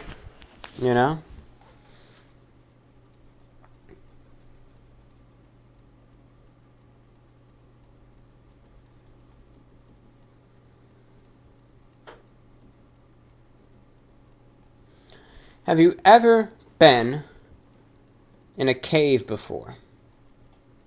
I've gone caving years back when I was younger. Went with my father. He's a real outdoorsman. But I went caving with him a few times. You ever been in a maze before? I have. I've been in one of those hedge mazes. Those are pretty fun. They can be fun. I know in cinema they always portray them as sinister, and either A, there's some axe murderer hiding in the maze, or B, the maze is alive and it's some living organism and it'll swallow you up and you'll die or something. But I find them to be pretty amusing in a sense. And that's the end of my message to review, brother. Thank you. I love you, man, and goodbye until next time. Well, thank you for writing, and thank you for your session of questions. I enjoyed reading them, and until next time, right? Hi, Review Bro. Hope you're well, and thanks again for the excellent content. I love watching your reviews to unwind before I go to sleep and listen to your VORWs whilst playing video games or working from home. I wanted to ask if you drink alcohol at all, and if so, whether you would consider reviewing alcoholic beverages in the future. If you do indeed drink alcohol, what are your preferred beverages? Apologies if you've been asked this before. Kind regards, Isaac from the UK. I don't drink. I can drink, but I don't drink. It's just my ideology. I just say alcohol. It's just not for me. You know, it's at the current moment just a beverage I don't consume, and that's all there is to it.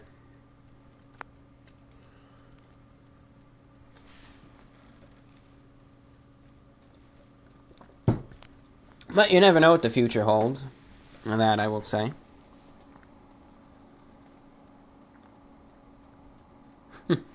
Oh, these two go hand in hand. Dear Review Bra, love your videos and I've been watching almost 2 years. In VORW 114, you briefly talked about drug use, specifically marijuana. I just wanted to ask, what is your opinion on marijuana? Do you feel like it has medicinal purposes, and what are your views on other drugs? Thanks for reading this and keep up the good work. Sincerely, Michigan. Thank you for writing. And my stance on marijuana goes hand in hand with my stance on alcohol. I don't drink, nor do I smoke, and that's what there is. That's all that there is. Again, I say marijuana is not for me, and it's a substance which I don't intend to consume at any point in time. You know, and that's what I have to say in that regard. So don't expect me to, you know, light up with a nice bottle of brandy in a near coming review, or any of that. And does marijuana perhaps have medicinal capabilities? Perhaps it may. You know, it may very well, but, you know, again, if it is to have medicinal, you know, capabilities, people who can utilize it for such should utilize it, and if it's legal in that area, anyone else who wants to use it could as well, but I prefer not to partake in any of that myself, legal or otherwise. On to the next. And just a personal bias, I always kind of, you know, the people who say they always light up and think my videos are funny as hell when they're high, I always kind of shake my head and say, just watch some other crap, please. But that's just me. You can't do anything about it. Just my personal bias.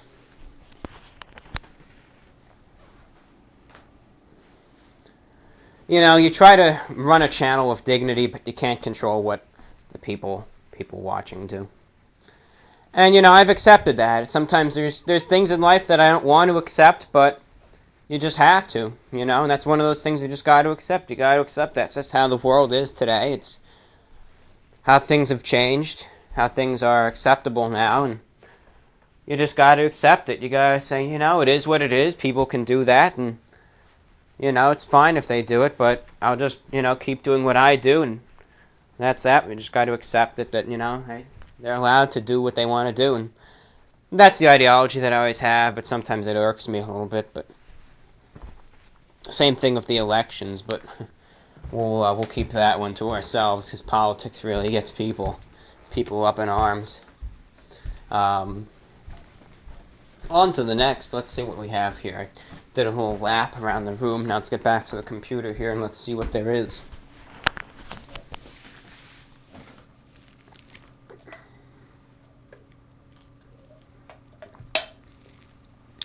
But, you know, heck, if you want to light one up, I can't stop you. Nothing I can do to stop you, so feel free, you know.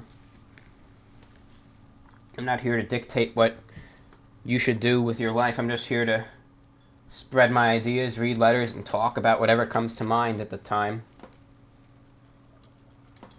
that this is being recorded. Hello, Deity of Reviewing. First, I'd like to thank you for reading my first letter on the VRW show about a month ago. It is rather distressing to hear that a huge broadcasting company on shortwave will be potentially shutting down. I don't typically listen to shortwave, but more on that later. Responding to the viewer question, VORW Show 116, the worst experience I would have ever had with food still pains me to ponder to this day. I used to, about 3 to 5 years ago, get the beef wraps from McDonald's and greatly enjoyed them. But one day after I had my favorite McDonald's food choice, I endured a horrific stomach bug. I will not go into detail for the sake of any squeamish viewers out there, but it is one of the worst memories I have. To this day, I put the blame on McDonald's, and having heard similar stories from others, I do not know if my allegations are valid, though I avoid consuming food from good old Mickey D's when I can. Lastly, a pair of questions for you. Are there any shortwave stations that play classic rock that you recommend? I'd prefer a predominant mix of rock from the 60s and 70s, but 80s and 90s rock is great as well. Certainly. Number one, and write this down if you'd like, WBCQ. Listen probably Friday nights on 7490 kilohertz. 7490 kilohertz, WBCQ, from 7 p.m. to 8 p.m. Eastern Time. Okay, you're going to get some good classic rock there. Secondly, another station is WTWW, 5085 kilohertz, shortwave, every night. Sometimes they relay other programming, but there's a chance you'll hear it any night, especially check between Thursday night and Sunday night on 5085 kilohertz from probably 10 p.m. to midnight Eastern. 5085 kilohertz. They play a real eclectic mix from the 60s to the 80s.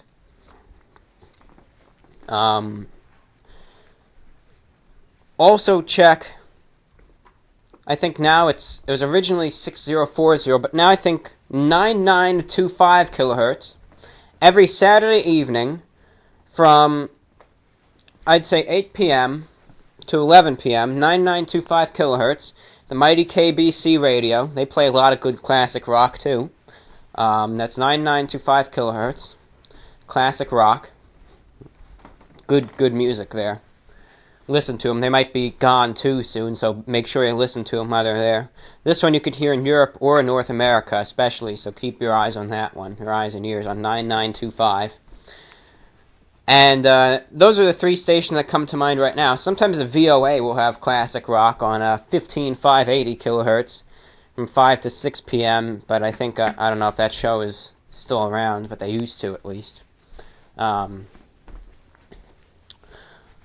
Otherwise, check for pirate stations. The pirate stations, they love their classic rock music, okay? They love it. In North America, check for pirate stations. Now, keep in mind that the pirate stations aren't usually that strong, but check sites like hfunderground.com, hfunderground.com. HF stands for high frequency or shortwave, hfunderground.com. If you look it up, it's one word, hfunderground.com, or just Google HF Underground. They're a shortwave forum that I sometimes go to, and they have a whole pirate radio section. You could find pirate stations in the U.S., typically on weekend evenings, Friday through Sunday, again, anytime between probably 6 p.m. and midnight, usually between 6,900 kilohertz and 7,000 kilohertz. Or in Europe, if you want to look for European pirate stations, check anywhere between 6,200 kilohertz and 6,700 kilohertz. Utilizing the Twente Web SDR in the University of Twente, or via, if you are in Europe, tune your receiver to those frequencies. Anytime really they come in best usually between probably 4 a.m. and 4 p.m. Eastern. So keep it locked in there. A guaranteed station is 4026 kilohertz, I believe, Laser Hot Hits International. They're on 24/7, and they're a good station. So Laser Hot Hits Radio, they're good.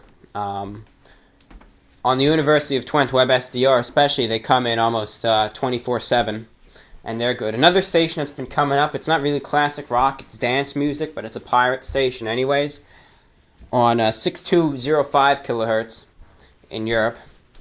It's a relay of an FM station, and I don't even know if the FM station knows they're being relayed illegally on shortwave, but that's another story. And there's that. So that's what I recommend. If VORW is ever on the air, I'll mention that one too. But we're on 6070. We're not there anymore. It was good while it lasted, and for those who listened, thank you. Question 2. If you were the head of a shortwave operation, like the Voice of America or the BBC, how do you focus on keeping shortwave alive or even propelling it to thrive? That's all I have for now. Thank you for reading, and I hope to write in again soon. Well, thank you.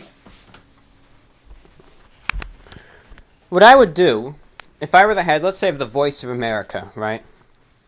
Let's say I was the head of the Voice of America, and I became the chairman tomorrow, what would I do? First and foremost, okay, I have a feeling that a lot of the bureaucrats in charge of the VOA have never listened to shortwave in their life before. They literally have no idea what it does or any of that. Alright, so first and foremost, I would petition before Congress for additional funding to the Voice for America. I would come in with a good presentation of many infographics, because, let's face it, politicians or otherwise, especially those in Congress today, would probably prefer to look at pictures and actually hear anything. So plenty of pictures for them, and petition to them about the importance of shortwave radio, using many pictures and everything, and even testimonials, and talk about the effectiveness and all of that. Assuming we would receive funding, what I would do, therefore, is reinstate the English service to Asia and the Middle East. Okay. I'd reinstate that. I would also have a focus to do the following. Okay, what I would do is I would end up dividing the English service into two parts. Okay. That on most frequencies, the English service of the VOA would be what it normally is. It would be mostly news and talk programs, and informative with information to the area and what have you. But I'd also have broadcasts that same region that would provide more music and entertainment programs, which the VOA already has, but they're only broadcast sporadically. I'd have frequencies devoted just to that type of programming as well, to demonstrate all aspects of the United States and the culture thereof, and it's not just straight news, but also some entertainment programs. And that would give listeners more of that freedom to listen as well. If they would prefer to listen to news or music from the same organization, they could have both now at the same time on different frequencies. Another thing I would do is I would expand the, number one, I would reinstate the Spanish service of the VOA. You believe they don't even have a Spanish service anymore, but I would. I would use the Greenville transmitters in the Carolinas to broadcast the Spanish service of the VOA to, probably to South America, and or I might also use the Sao Tome and Principe transmitters to use maybe broadcast a Spanish one, or I could use the Babcock relay in Ascension Island to transmit to South. So there's plenty of options there to reinstate service to South America. I would also just continue to expand services in other parts of the world as well. Continue broadcasting to Russia. Continue broadcasting in Korean, especially to North Korea. Broadcast in Kurdish. Keep funding for Radio Free Europe, especially the Caucasus Echo service, which is to Armenia and Azerbaijan, knowing what's going on over there now. And really just back up any places that are lacking and continue to expand in other places and really give listeners more freedom of what they need to listen to. And another thing is I'd utilize the shortwave transmitters and try to broadcast them wherever the signal will be the clearest. Meaning, if I want to broadcast to Africa, rather than using a transmitter located in the United States, I'd utilize one of the transmitters located in Africa to guarantee listeners the strongest signal. And rather, I would use the transmitters located in the States to broadcast to the Caribbean, Central and South America, and you could use some of those transmissions to serve as a de facto service for North America anyways. That's what I would do, and really, as long as you're a good presenter, and you provide the facts in a clear and concise manner with lots of pictures, you could convince anyone to really get anything you want. And that's how I'd really attain the necessary funding to keep the VOA going. But that's what I'd do, and I think it'd be manageable.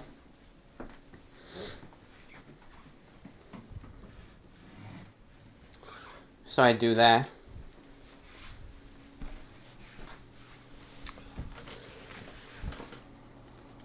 Thank you. That was a really good question there. Would you ever consider getting a P.O. box? We already talked about that, but there's a chance. There's a chance. I was thinking about it still, but it's something that needs to be thought about some more for 2 years now.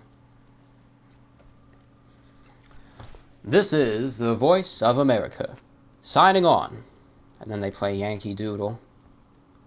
I always like the Yankee Doodle interval signal of the Voice of America. It's on this brass band, and I think it's nice. You'd think they'd play the anthem, but they play Yankee Doodle instead. When the Voice of America signs on or off, it's always Yankee Doodle they play. This is the Voice of America, Washington, D.C., signing on.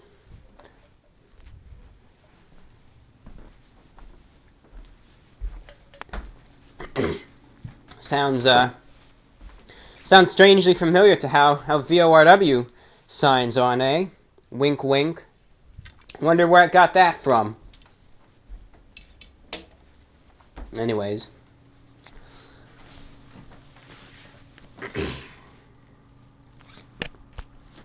Hey, Review Bra. Just writing in to let you know I love your work. I've been listening/watching for around 2 years now, and I look forward to many more. Never underestimate the power and happiness that you bring people by speaking with sincerity about the things that matter to you. It's truly a refreshing quality that you possess, and probably one of the reasons people find you so relaxing to listen to. Fan from New Zealand. Thank you for your kind words, dear listener.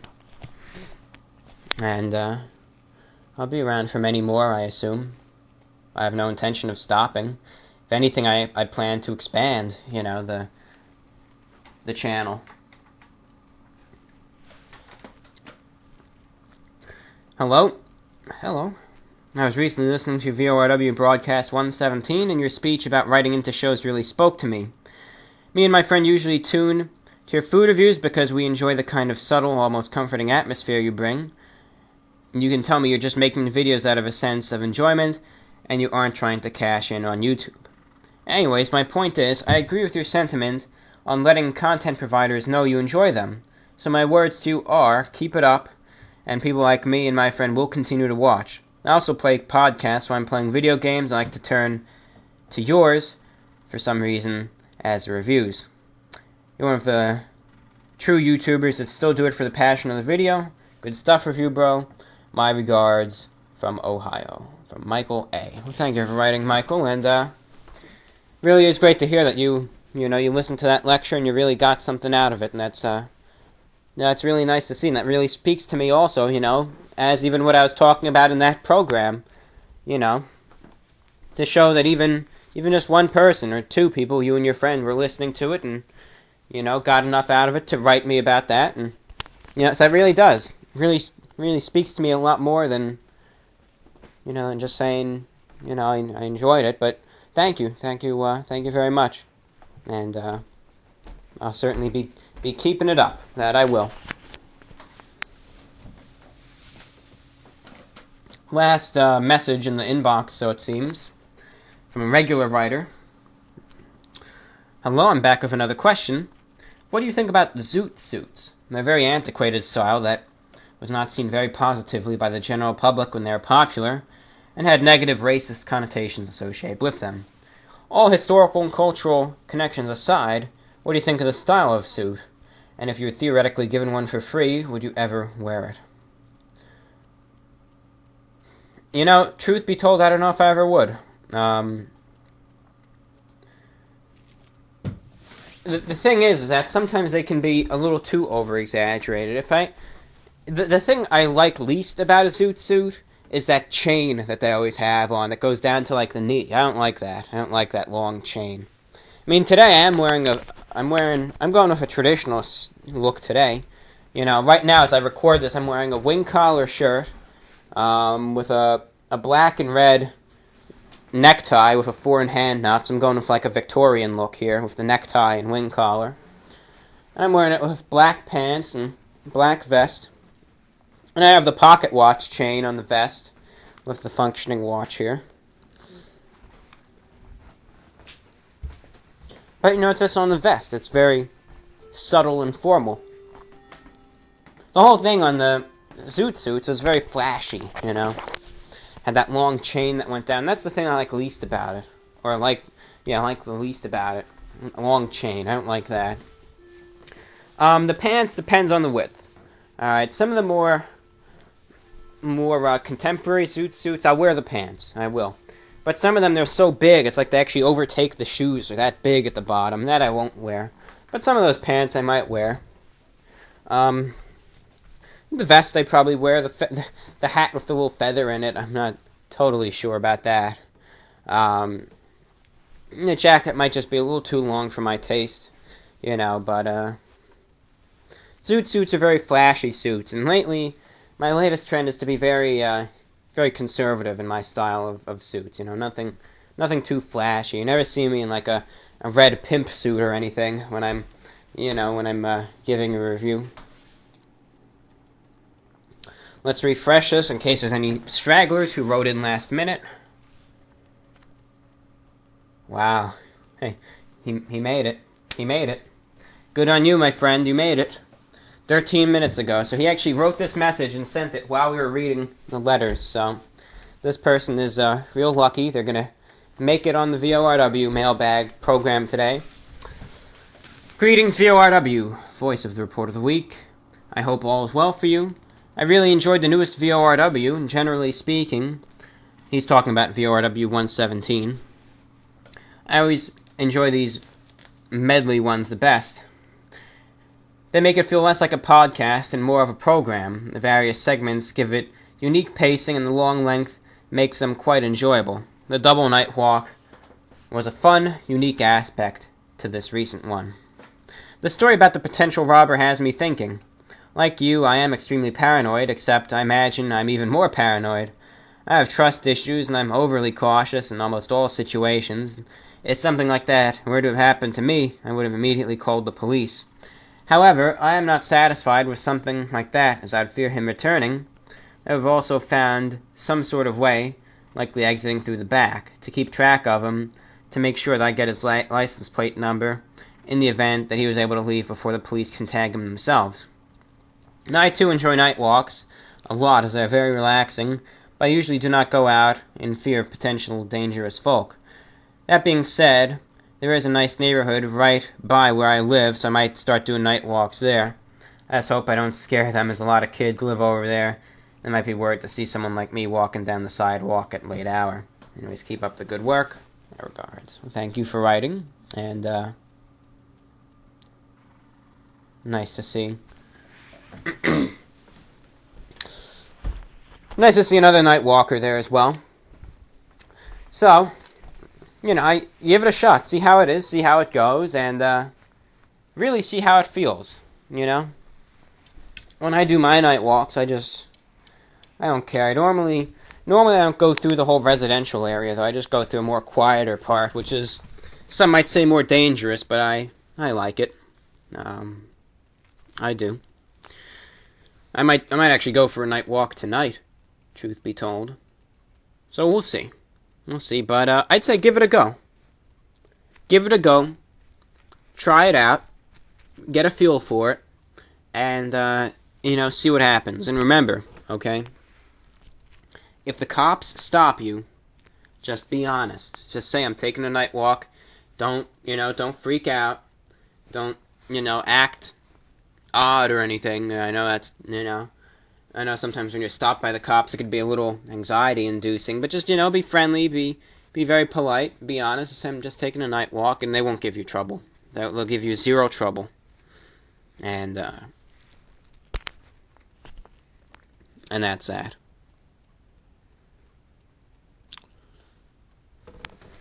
Okay. Let's check the other folders, because heck, we might have... The mailbox was a little light. So let's see if there's any other folders here.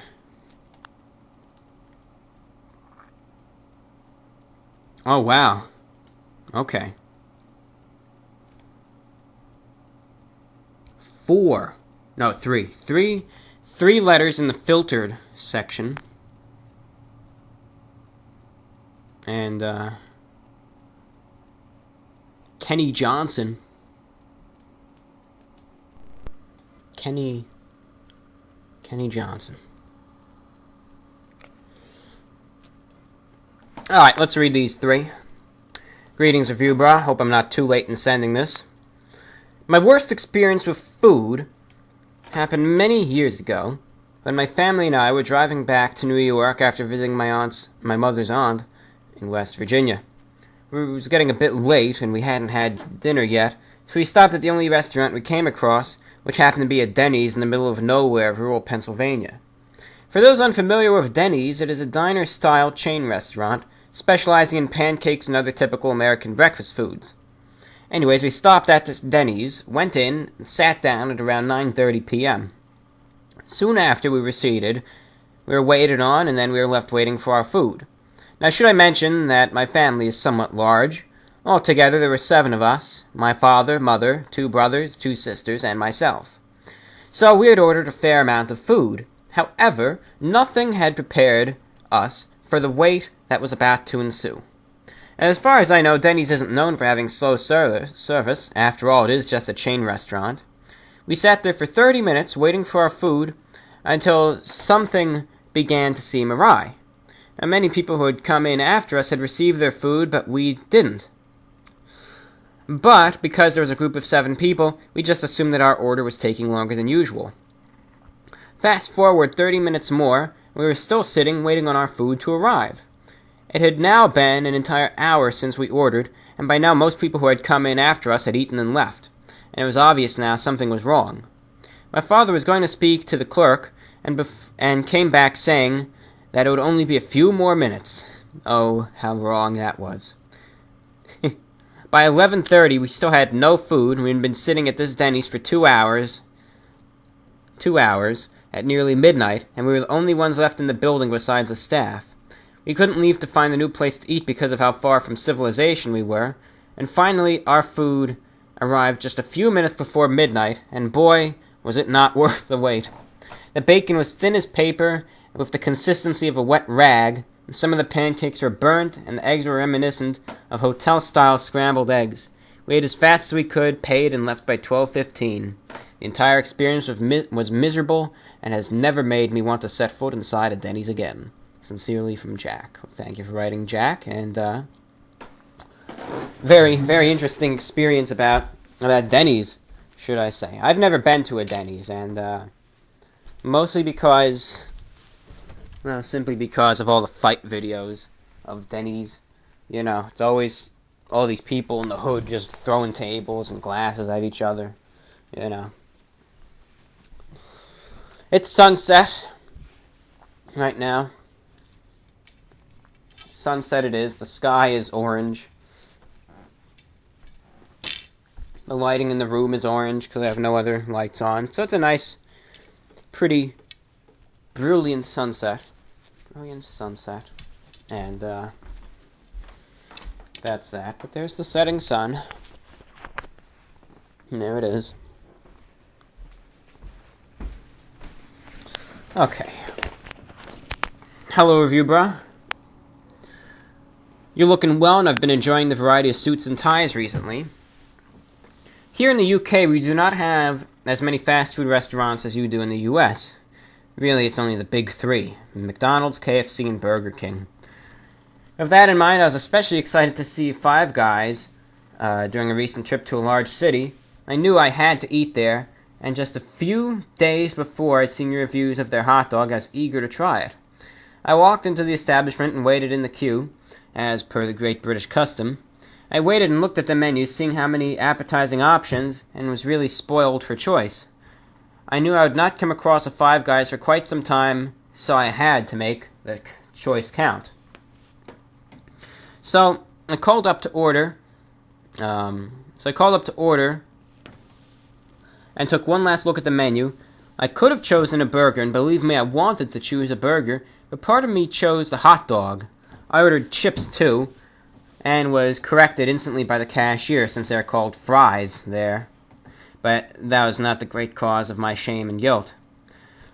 I thought of your review, Bra, and I realized that I had ordered a non-burger item from Five Guys. I waited for my order in muted shame, and it was as though I could see your disapproving expression on the face of every staff member and my fellow customers. When I received my order, I muttered my thanks and made my way to a distant table and sat there with my face to the wall. I thought of your disapproval continually as I took each bite, and believe me, the food was good, and honestly it was one of the best hot dogs I've ever tasted, but I still could not shake off the heavy burden that I had ordered a non-burger item. So I'm writing you today to ask for your forgiveness, that I may rest easy. I know that I might not have...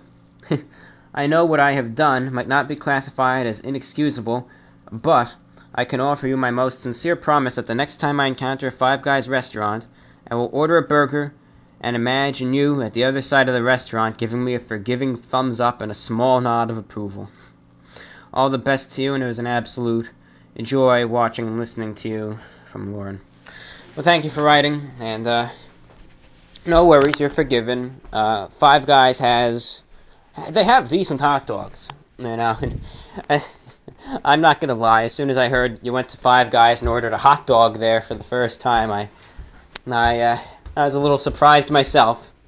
So you got that reaction right. You gotta go for burger when you go to Five Guys, but you know, you've implied that there are other Five Guys visits to come in the future,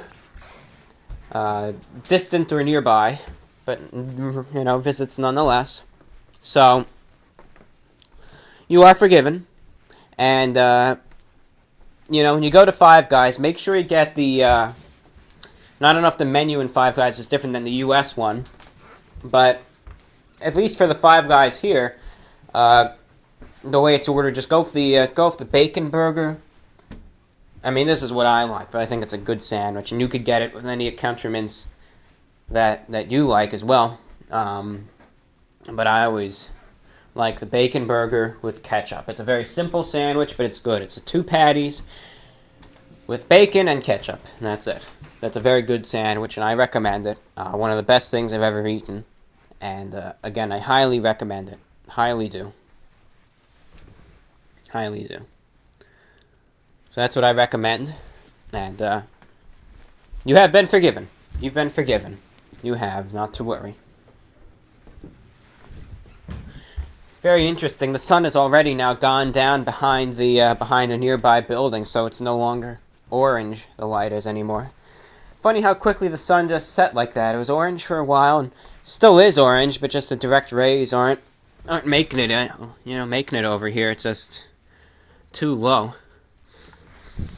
Might have gone down behind the tree line anyways. But the sky to the west is still a pretty brilliant orange in color. It's now 7:30 p.m. And yeah, it's just gone down behind the tree line. It's at this time now the sun and the sky near it still looks like a real orange blob in the sky. It's just too bright to really see the distinct features of the sun.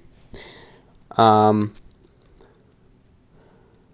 yeah, brilliant gold and orange now on the horizon, getting farther down the tree line.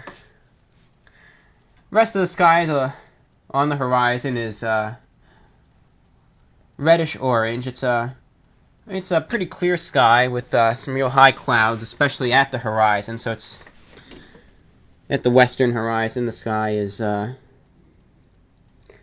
mostly, I guess, more of a tannish reddish orange with a real bit of a golden orange where the sun is setting. I think it's a reoccurring theme while I record these VORWs that I look at the sunset. It's just the time that I record them, so it's a common theme, but it's another good one. It's another good one. And there it is, setting. And soon it will rise again in the morning, and I won't be awake. And I'll sleep right through the sunrise. But the sun will be rising and Radio Australia will be blasting into North America as it always does every morning. And I won't be listening to it, nor will I be watching the sun. I'll just be sleeping.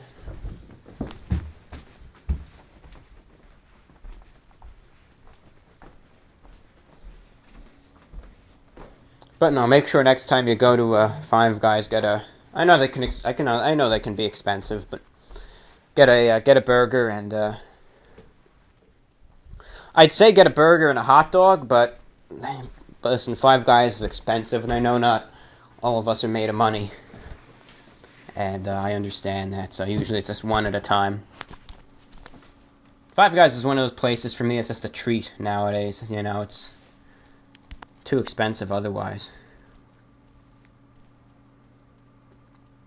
Anyways, continuing on. This person writes, I've been subscribed for a week now, and I've been watching your videos since I subbed, and haven't watched any other videos in the process. You produce great original content, and the things you say crack me up. I also like that you wear a suit in every video, and your vocabulary makes me think you're from the 1920s. Do you have any social media accounts? I do not. Would like to see updates on how you're doing outside the review world. That's what VORW is for. I guess that's... I don't know if he listens to VORW. Maybe. Maybe not. But we'll answer anyways. I don't have any social media accounts. No Facebook, no Twitter, no Instagram, no Snappity Snapchat. No MySpace. And everything in between. None of that trash. I don't like social media. I bet if you've listened to VORW long enough, you've heard many a scathing lecture about social media, and I don't like it. I don't like what it's done to society. I don't like the fervent narcissism that it breeds in the human race, and I don't like that. We're due for another lecture on that topic at some point, so you'll get one eventually. But that's just my view. But I don't have any sort of social media. Facebook is the worst, first and foremost. Those people on Facebook, all those normies they're slime, you know, they're slime. That's all there is. They're not even human. They have no sympathy, no souls. They're just, you know, they just sit there and laugh and gawk at anything to make themselves feel better. That's it. That's Facebook for you. Twitter is the same thing, pretty much, but you gotta... These are the people who talk about me on each site, by the way. You know, Twitter's the same thing, but you gotta... It always seems like you gotta make it a little more sports-related, and you gotta... You know, people always talk about me or sports. The people who really bash me on Twitter. But they're just as bad. Those two sites are horrible. They breed hatred and degeneracy, and that's all there is, and I don't like it. That's my very opinionated viewpoint of social media. But I just don't intend to ever get a social media account. My way of keeping anyone who's interested updated on things outside the review world is VORW. And that's what you got. You know? I know people say, review blog, get on Facebook, get on Twitter, promote the channel, you'll get more subs. I say, over my dead body. You know, I don't want to expand to those mediums yet. I don't want to do that. You know? I still try to maintain my standards.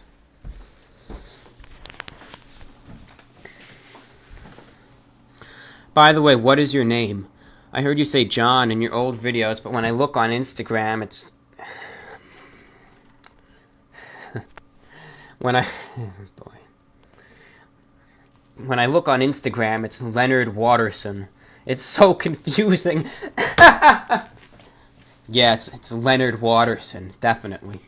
Not like anyone calls me John and these, when they're writing to me on VORW. Not like that's my name. It's Leonard Watterson. Because some Instagram account said so.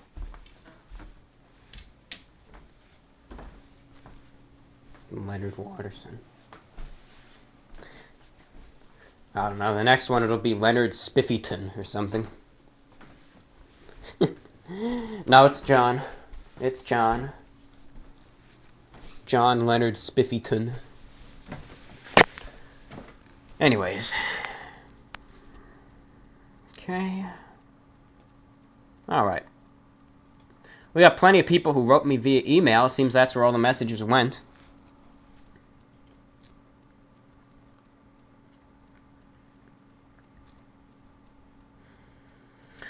Hello, Report of the Week. Hope you're doing well. 3-hour VORW was great, and I'm glad you liked my fan art. Can't wait to hear you read more Regression of Life. Since the rest of this letter is lengthy, I'll limit myself to ask you just one question. Have you ever read any books by Kurt Vonnegut?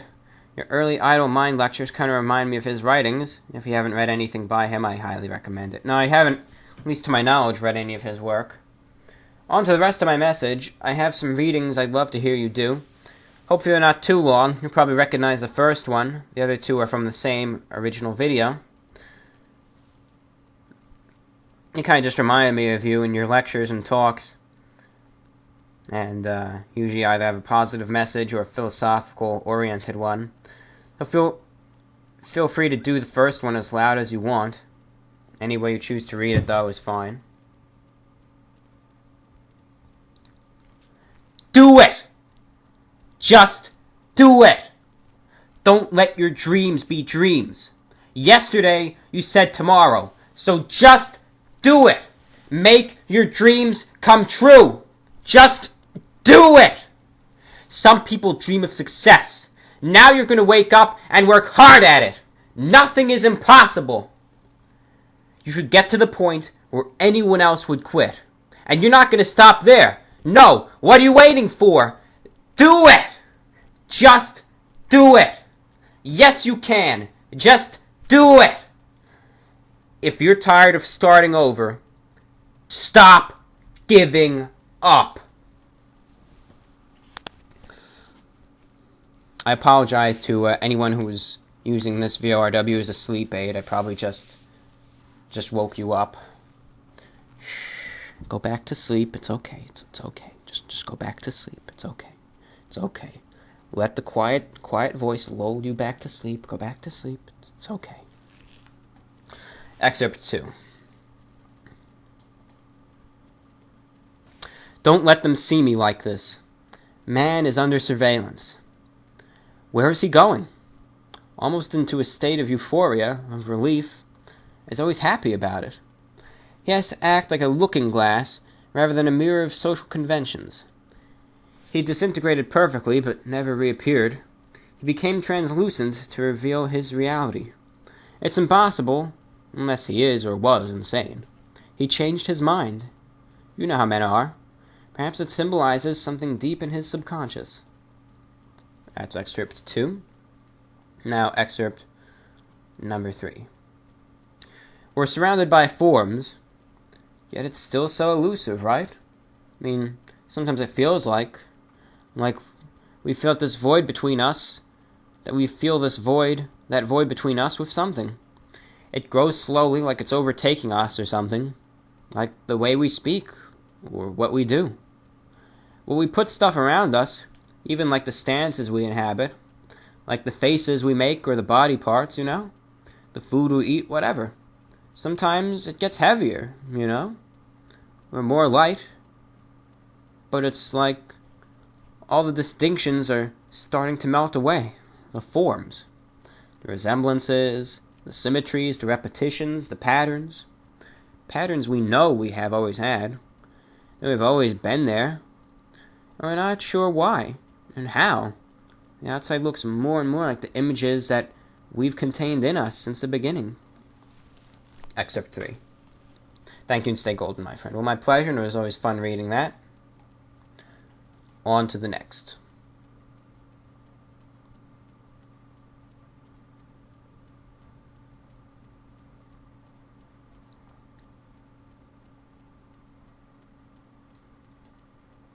There's one I'll personally reply to.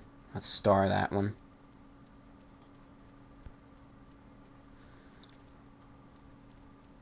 You are the best, brah. Never stop being yourself. You honestly inspire me to follow my dreams and give no Fs. You are the man, and also please come back to fit someday. Thank you. Well, thank you for writing. It was short, sweet, and to the point, and thank you for writing, my friend. Review request. This is Yuri Shinlin from Kid Games. I was wondering if you could review our new game, Smiley Adventures. Thank you, and I look forward to hearing from you. Regards, Yuri Shillin. Shillin. You shill. Clearly the person, just a generic email sent out to anyone who looks up and comes up as reviews. You know?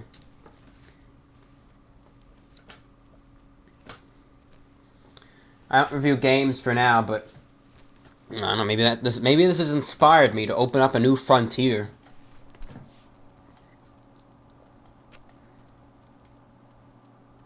Hello everyone, this is Game Review. It just doesn't sound right. It doesn't have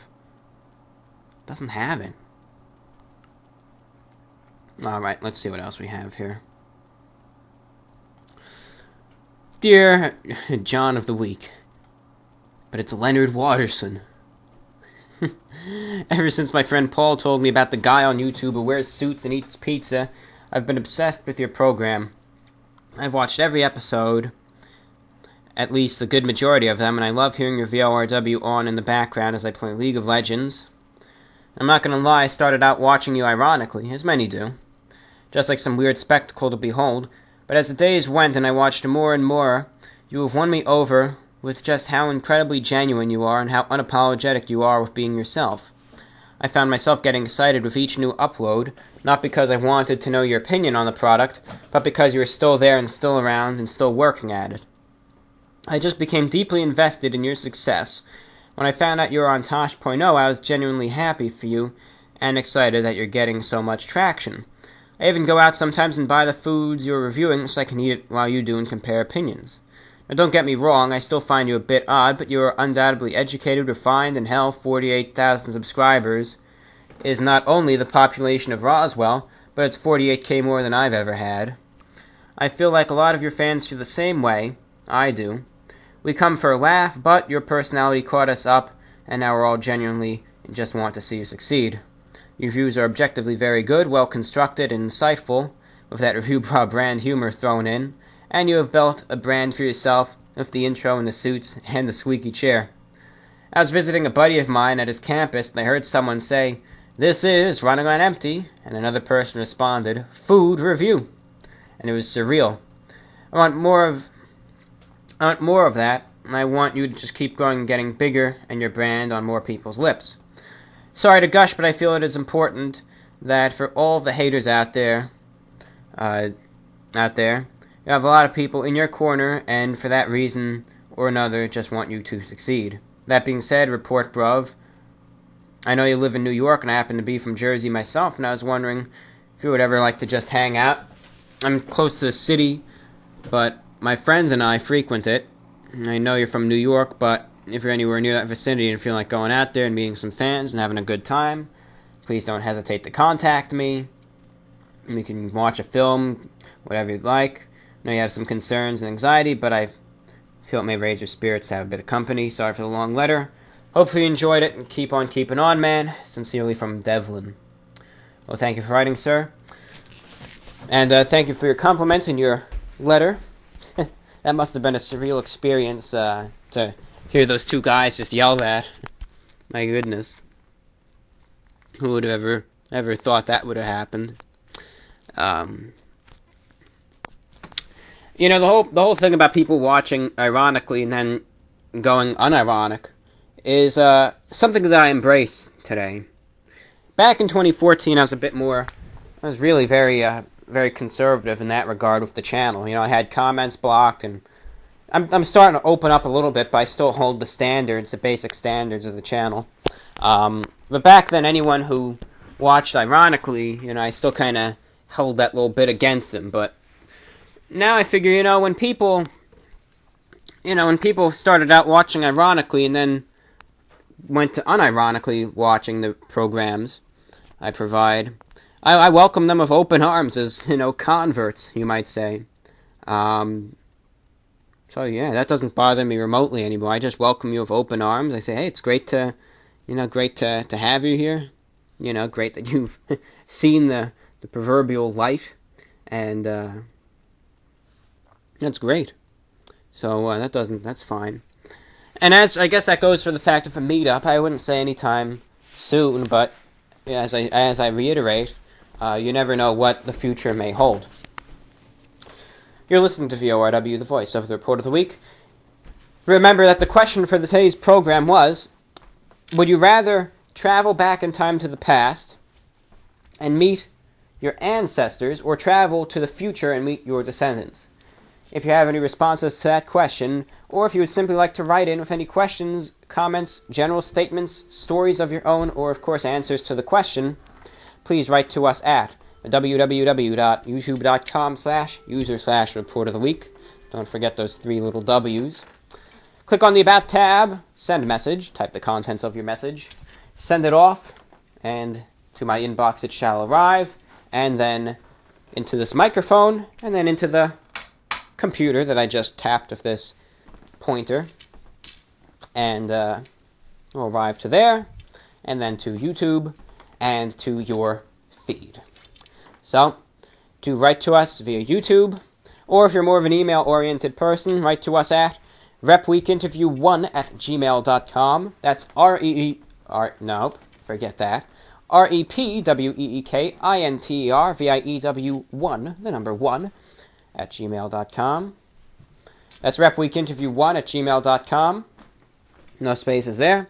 And if you're not sure about that email address, you could also go on the YouTube About tab, click on the View Business Email, enter the little CAPTCHA, and then you'll get that address perfectly summed out there. Or if you'd like to use the other email address and, you know, take the path less traveled, write to us at vorwinfo@gmail.com. That's vorwinfo@gmail.com. No spaces there either. vorwinfo@gmail.com. The program continues on VORW, the voice of the Report of the Week. Question. I said it like that because it was in all caps. I have an important question. How old are you? Why do you always dress up? Where do you work? And how did you start your YouTube channel? Well, thank you for writing, Noah. Very eloquently written. Age, it's already been mentioned. You can search through the comments. You'll find it. Why do you always dress up? Because I like to wear suits. That's how I've always dressed. It's what I enjoy wearing. And, you know, I don't really care what anyone else thinks or says. It's how I enjoy wearing. Where do you work? I work, you know, from home. I'm self-employed. I do the YouTube, and that's my job. How did you start your YouTube channel? With a camera and an idea. Truth be told, I started it in 2011, with this camera. I didn't know what to do with it, and I decided, after seeing these commercials for energy drinks and other products, and then getting inspired by a fellow YouTube reviewer, rest in peace, known as Pizza Wars. You know, he inspired me to do something with these 2 ideas and this camera, and, get on it. And that's what I did. That's exactly what I did.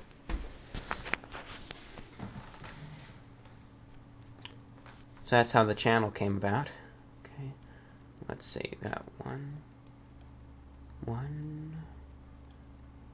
2, 3, 4, 5. Okay. Fan mail for VORW. Dear Report of the Week. The worst food-related experience I have ever had occurred this past summer when I visited a friend's house after a hike. After walking for hours in the July humidity, we were quite exhausted, and it was only natural that we could have gotten a cold beverage to energize afterwards.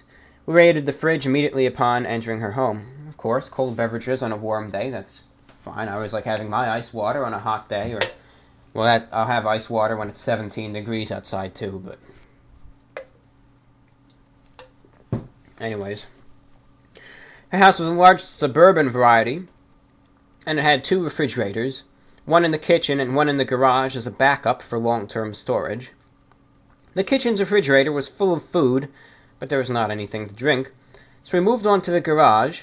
She reached for a can of Diet Coke, and I laid eyes upon my doom, a half-filled jug of Arizona green tea.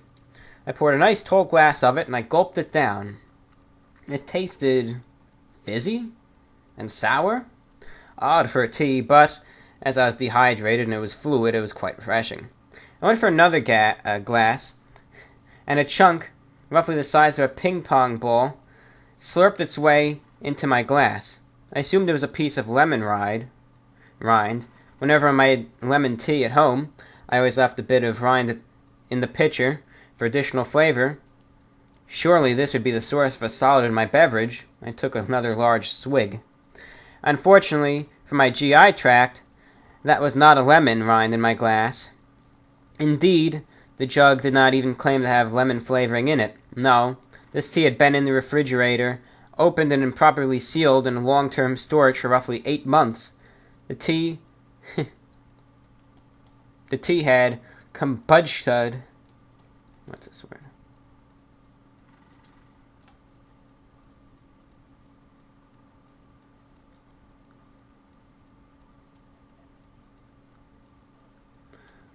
Had kombucha'd itself into a microbial caricature of its former self, and the solid in my glass was a bacterial colony from its fermentation, and I continued to drink it blissfully unaware for 2 glasses worth. I had never claimed to have had a refined palate, but that was an all-time low even for me. The story does not quite end there, but in order to keep this email as G-related as possible, it will conclude as follows. Written in loving memory of my intestines, 1997 to 2015, from Caroline G. Thank you for writing, Caroline, and we've got some real good stories here for this program of some many disgusting food and drink-related experiences, and thank you to all those who've written some real disgusting ones. Puts my Subway experience to shame. Ugh. With that milk one and with this Arizona tea one combined, both of them with those chunks of stuff, if that happened to me, I'd never drink either again. God.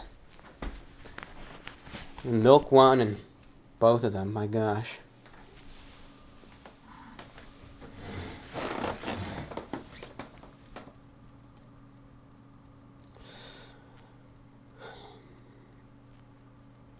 And this person was requesting their product be reviewed. On to the next. Hi. Energy crisis! Exclamation point. My name is Michael. I currently live in Japan. And I was wondering if you could possibly do a few reviews on some Japanese-style energy drinks. Would love to see how people from different countries react to seeing new drinks they've never heard of. Might be something to consider in the future. Again, that's what I'll say, something to consider. Hi there, Review Bro. I just accidentally sent you a 1-sentence email. I'm still composing it, and I pressed the button and it's sent. My apologies. As for the question in last VORW, my worst food experience was actually concerning a drink with my meal. It was a local pizza place, and as I took a sip of my drink, I felt a hair in my mouth. As I went to pull it out, I found it was attached to and frozen in several ice cubes. Needless to say, I was disgusted and lost my appetite. As I'm listening to VORW, I just heard you say that you enjoy reading. Did you have a favorite book series as a child? when you post a video, it makes for a very exciting event in my day. Keep doing what you love, and thanks for all you do. Sincerely, from Brooke. Well, thank you for writing, Brooke. And as a young blood, as I always say, I don't usually refer to myself. Actually, I do, but sometimes I try to refer to myself as a young blood, which means child in my vocabulary. As a youngin', I was big into the Goosebumps series. We all know that from that 90s nostalgia, right? Goosebumps, R.L. Stein's works. Those are always favorites of mine as a youngin', as a young person. Goosebumps, that was always a favorite. Always a favorite. But yeah, Goosebumps, that was a favorite of mine. It's always very entertaining to watch or to read. There was the Goosebumps television program also, if you guys remember that one. But I always read the books, and then I watched a few of the TV episodes too. But I bet if you watch those now, or read the books, it'll give you a real dose of nostalgia, if you want some of that. Some real 90s nostalgia there. Anyways, the sun has all but set now. Now the horizon is just that faint reddish orange now. Now it's pinkish reddish orange, and this house here is dark. The only light now is just from the computer screen, and all the rest of the rooms are just pretty much in total blackness with just a little bit of fading daylight. So I'm just recording this with whatever natural light is there, and otherwise I'm just going with the natural darkness. I always like the dark anyway, so being in a completely pitch black house doesn't bother me. So that's what I'm doing. That's how I'm recording it. I love the dark anyway, so it doesn't. Some people get scared of it, but it doesn't bother me really. As I said before in the last show, I really love the night. This one's from Red Beacon Radio. Hi. Would you have interest in broadcasting your show on my shortwave station on the weekends? I operate at 7610 kilohertz AM at 20 to 200 watts, soon to be 500 watts this summer. Audio frequency response of my station is flat from 5 hertz to 5 kilohertz. I am using professional gear. If you choose live or pre-recorded content on any media delivery platform of your choice, if you're interested, I'd love to chat with you by telephone or Skype. Let me know. Thanks. Red Beacon Radio. Red Beacon Radio, it's a pirate station on 7610 kilohertz. So they're a pirate broadcaster. I don't know how I feel about transmitting via a pirate station. I'd rather use a legal broadcast station to get VORW on the air. Just because if the FCC cracks down on this station, if the FCC cracks down on this illegal station, and my program, VORW, just happens to be on air, and I gave money to this guy, can lead to some questions for me, So, that's one risk I want to take. If you heard me talk earlier in the program about WWRB, they're an excellent station. I know I had a little beef with them earlier, but they're a good station at this point, and if they ever gave me a good rate, I'd gladly give WWRB some cash and get on them. The owner, Dave France, he's an extremely talented pilot, a very talented speaker, more so than I think I could ever be. And if you ever have a shortwave radio, please tune to 5050 in the evenings and just listen to this guy's lectures, because, this guy, and there's very few people I can say this about, but this guy knows what he's talking about. He knows it. And he's the guy you want to listen to. Dave France. On 5050 in the evenings, Eastern Time. This is the guy who knows what he's talking about. He's been through life, and he knows. He knows the kind of crap you got to deal with. So, very talented, very interesting speaker. I recommend him anyways. There's my pitch for them. Finally, questions for VORW show. Dearest Bra, my boyfriend and I are very big fans and listen to your shows frequently. Having listened to your videos, I was curious about the following questions. How do you decide what to get for food/drink reviews? Normally at this point from mostly from, I'd say, when I'm trying to review at least popular new items, usually from fastfoodwatch.com, grubgrade.com, or brandeating.com, from these fast food blogs, these fast food news sites, and what have you. And I go usually to those to get my latest update. And that's how I decide. Otherwise, I just check out the places and see what's there, what's appealing, whatever's on my mind, and that's how I go through it. No real specific process. I don't have a list on the wall of what I want to review or any of that. It's all sporadic. Would you ever go to Shake Shack and, of course, review it? I would. I would. And if there was ever one near me, I'd go. Unfortunately, I don't know if there ever are. There will be. How do you feel about donuts? Donuts are great. Donuts are good. I like Dunkin' Donuts the best. Krispy Kreme 2012 is good too, actually. Krispy Kreme donuts. They're alright. Haven't had them as much though, but when they're fresh, I've heard they're good. And would you ever let a fan buy you lunch to be reviewed? If I were with that person, sure. But if someone just brought me a plate of something and mailed it to me, no, I probably wouldn't. I'd be very, very wary of that. Because who knows what it might actually be. But if I was there in person, I see no problem with that. Sincerely, a New Jersey fan. And the last line, the tagline, is a quote. If you're not prepared to be wrong, you'll never come up with anything original, from Sir Ken Robinson. Thank you for writing. That concludes all the emails for Rep Week Interview 1. Moving to VORW info. 1 email. This last email is an interesting opinion piece, we'll call it. Written by known as Wojak, from R9K.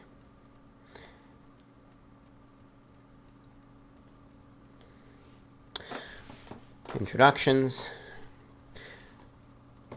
You talked a lot about how time just flies and it's getting faster and faster as we age in recent shows. Lately, I've found myself amazed at the concept of evolution and how it's related to time. David Attenborough said a few years ago that human evolution has stopped, and that we have stepped into a so-called technological evolution. At that time, I didn't really think much about it, but lately I've been thinking about it a lot. Even the concept of evolution is crazy.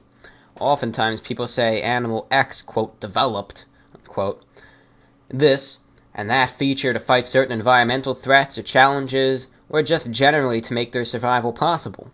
But they're wrong. Evolution doesn't work like that. Animals, or plants for that matter, don't develop anything. They mutate. And if the mutation is beneficial for that creature and provides it with advantages in life, and if it procreates, then its descendants will also have this mutation, and if enough specimen of this population have this mutation, it will be a standard feature of the species. Human evolution is a little different, and in modern days it's drastically changed or even stopped. I often think about why humans have no fur. How did we become hairless animals? It was either because the cavemen without or less fur were more efficient at some activity like hunting, or it was because the females of the species were more likely to mate with furless male cavemen, and also vice versa. So the furry species just died out of the gene pool. Being furless was aesthetically pleasing, in other words.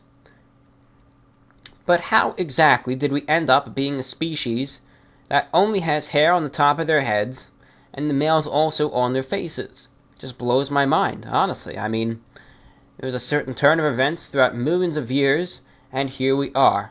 This is part of the, quote, natural selection, unquote, part. And it's, quote, fun to think about. And now, to me, the scary thing is that natural selection for us humans has almost totally stopped. Even if somebody is born with a certain kind of mutation, they oftentimes still get to reproduce. Even if it's a deadly disease, we, thanks to modern technology, keep these people alive and let them live and reproduce and pass their inferior genetics to others. And it has been going on for at least a couple thousand years. There's an increasing number of people with some pathological disease who simply should not exist and would die in 1 week without modern health care or medications. What I'm getting at is that the human race will never change in the future. We will stay the same for thousands of years to come, and will never ever develop wings, for instance, or breathing underwater. We will never lose our hair. We will never have 4 arms, or our teeth will never change, because as soon as some individual mutates in some form or the other, his mutation will be treated, and he will not die out of the gene pool.